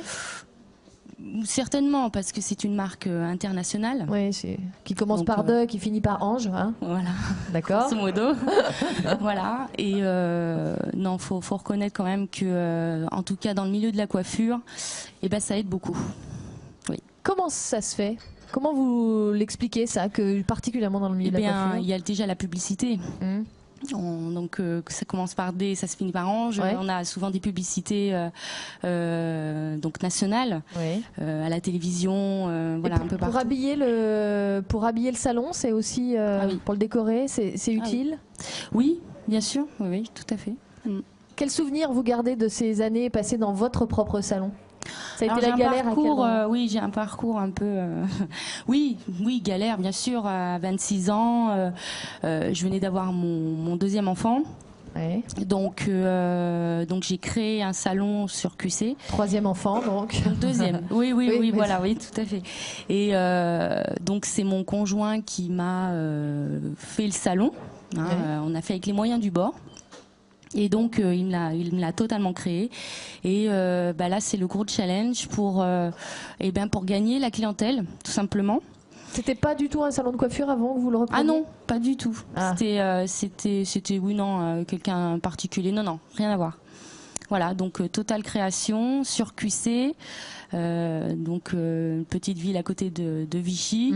Et ma foi, après avec de la volonté, de la persévérance, j'ai réussi à m'imposer dans ce milieu. Le moment le plus difficile, ça a été le moment de la création où les traites arrivent et on n'a pas encore vraiment les clients qui permettent de payer les factures, ou ça a été plus tard ? Alors, je dirais déjà c'est le départ. De se faire comprendre par les banques et par tout le monde d'ailleurs, tout le côté administratif. et de se dire voilà qu'on veut un salon de coiffure, donc ça fait un salon supplémentaire sur QC ou sur les villes, et de se faire comprendre qu'on a envie et que voilà, on a des barrières quand même. C'est pas évident, mais bon, il faut se battre tout simplement. Concernant la relation avec le banquier, et si c'était les experts comptables qui allaient défendre les dossiers devant les banquiers plutôt que ce soit les jeunes? C'est ce qu'on fait. Ah, vous on allez les le faire. accompagne. Vous les accompagnez, oui, mais si le jeune défendait son dossier devant l'expert comptable, qui lui pour le coup va pas donner d'argent, donc il y a peut-être moins d'implication. Attendez, c'est des chefs d'entreprise qui s'installent, ils ont intérêt à défendre aussi leurs projets personnels. Alors, oui, mais malgré tout, alors. Et donc on est là pour les appuyer, pour les accompagner. Mais il n'empêche que la difficulté des jeunes, et sur toutes les émissions qu'on a faites autour de la création d'entreprise, la difficulté des jeunes, elle vient de là. Même des jeunes qui ont très bien réussi leur entreprise, ils ont tous dit au départ. On n'y arrivait pas, quoi. C'est compliqué cette relation avec le banquier particulièrement. Oui. Donc je me permets de le dire quand même. Non mais il y a un vrai problème. Enfin, on les accompagne dans la mesure du possible, mais c'est pas nous qui décidons à la place du banquier. Oui, bien sûr. Voilà. Là-dessus, je suis d'accord. Évidemment, on va le laisser. Nous manipulons que des chiffres potentiels quand on fait un prévisionnel, et puis après des chiffres réalisés quand nous clôturons les comptes. Voilà. Le banquier voit le journalier, voit le statut de la personne, voit c'est lui qui prend la responsabilité de donner de l'argent aussi. C'est lui qui a la responsabilité de... Bien sûr. Pour ma part, donc pour ma première entreprise, parce que là donc c'est ma deuxième, on a fait ça tout seul. On n'a pas on n'a pas fait appel à un expert comptable, vraiment, non, pas du tout. Donc j'ai fait ça avec mon conjoint, pareil, tout seul. Et puis voilà, c'est notre aussi, voilà, c'est nous qui avons tout fait. La déclaration TVA, la première qui a été super galère, vous y avez passé 3 jours. Voilà. Après, par contre, oui, ça c'est compliqué, donc là il a fallu faire. Alors pourquoi ça c'est compliqué? Comment vous l'expliquez? Rapidement, on arrive en fin d'émission. Oui, bien sûr. Donc j'ai eu de la chance, ça a bien marché. C'est pour ça d'ailleurs que j'ai pu racheter un grand salon sur Vichy. Et oui, après ça se complique, il y a beaucoup de papiers, il y a beaucoup de choses à faire et on n'a plus trop le temps parce qu'on veut se consacrer à son travail. Donc oui, après on a fait appel à un expert comptable. D'accord. Et vous avez fermé donc votre salon et ouvert la nouvelle franchise. Voilà, j'ai vendu mon salon au mois d'août et j'ai racheté tout de suite derrière ce salon sur Vichy. En franchise, vous vous sentez plus libre? Ah oui, parce que j'ai des salariés, donc oui, j'ai plus de temps, tout à fait. Mais voilà, les salariés, ça se gère aussi. Donc, mais plus de clients grâce à la franchise. Et bien sûr. Très bien, merci beaucoup pour votre témoignage, Magali. Merci à nos invités d'avoir témoigné à leur façon sur leurs différentes expériences. Merci à vous aussi, à tous les invités du premier plateau tout à l'heure. Le 16h30 s'arrête ici. À Vichy, au bar L'Académie qui nous accueille. On va faire une grande fête maintenant. La tournée est terminée. Je vais remercier évidemment toutes les personnes qui ont participé à cette tournée, à cette émission, et pour que cette émission existe déjà, à commencer par le Conseil régional d'Auvergne, bien sûr. C'est une belle proposition, en tout cas, que de donner la parole aux jeunes sur des thématiques qui les concernent. J'espère qu'on l'a fait avec le plus de retenue possible de mon côté, et que chacun a pu s'exprimer et a pu dire, présenter son... Ah non. C'est un sirop de citron, donc dans un beau verre. Merci beaucoup, Johan, qui fait donc partie de la tournée également. Ils vont pas. Non, mais vous n'allez pas me remplir la table. Merci Armel. Je vous présente Armel, donc qui s'occupe de la transmission internet. Merci à vous de nous avoir accompagnés. Je vous rappelle que toutes les émissions sont disponibles sur le www.16-30.fr. Ad vitam aeternam, hein, on le laisse ouvert pendant des années, ce site internet. On est bien d'accord? Merci beaucoup Jocelyn. Jocelyn donc derrière la console son. J'ai encore un peu soif si vous voulez. Un fromage. Alors, on va pouvoir se faire un petit casse-dalle. Ça vous tente? Vous voulez prendre un petit peu avec moi? C'est parfait pour moi. D'ailleurs, alors j'ai même pas fini le questionnaire qu'on a. Plutôt Cantal ou bleu d'Auvergne? Bleu. Bleu, allez c'est parti. Waouh. Et champagne aussi. Merci beaucoup. Mon Dieu, même le champagne pour ce soir. Raphaël Ollery qui me l'apporte avec classe, Raphaël. On se retrouve peut-être un de ces quatre. En tout cas, vous les jeunes moins de 30 ans, n'hésitez pas à aller porter votre parole, expliquer ce que vous faites, vos problèmes. On vous a mis sur le plateau à plusieurs reprises pendant ces 18 numéros partout en Auvergne, dans les 4 départements. On vous a fait rencontrer les missions locales, les points info jeunes, les associations qui vont vous permettre, vous aussi, si vous avez des idées, des projets ou des soucis, eh bien de vous aider dans votre vie prochaine. Je n'ai plus d'horaire, je vois plus ma montre, c'est pas grave, je pense qu'on est arrivé à terme. Merci à vous, merci à toute l'équipe et profitez bien de la vie. À bientôt, au revoir, merci beaucoup à tous les invités.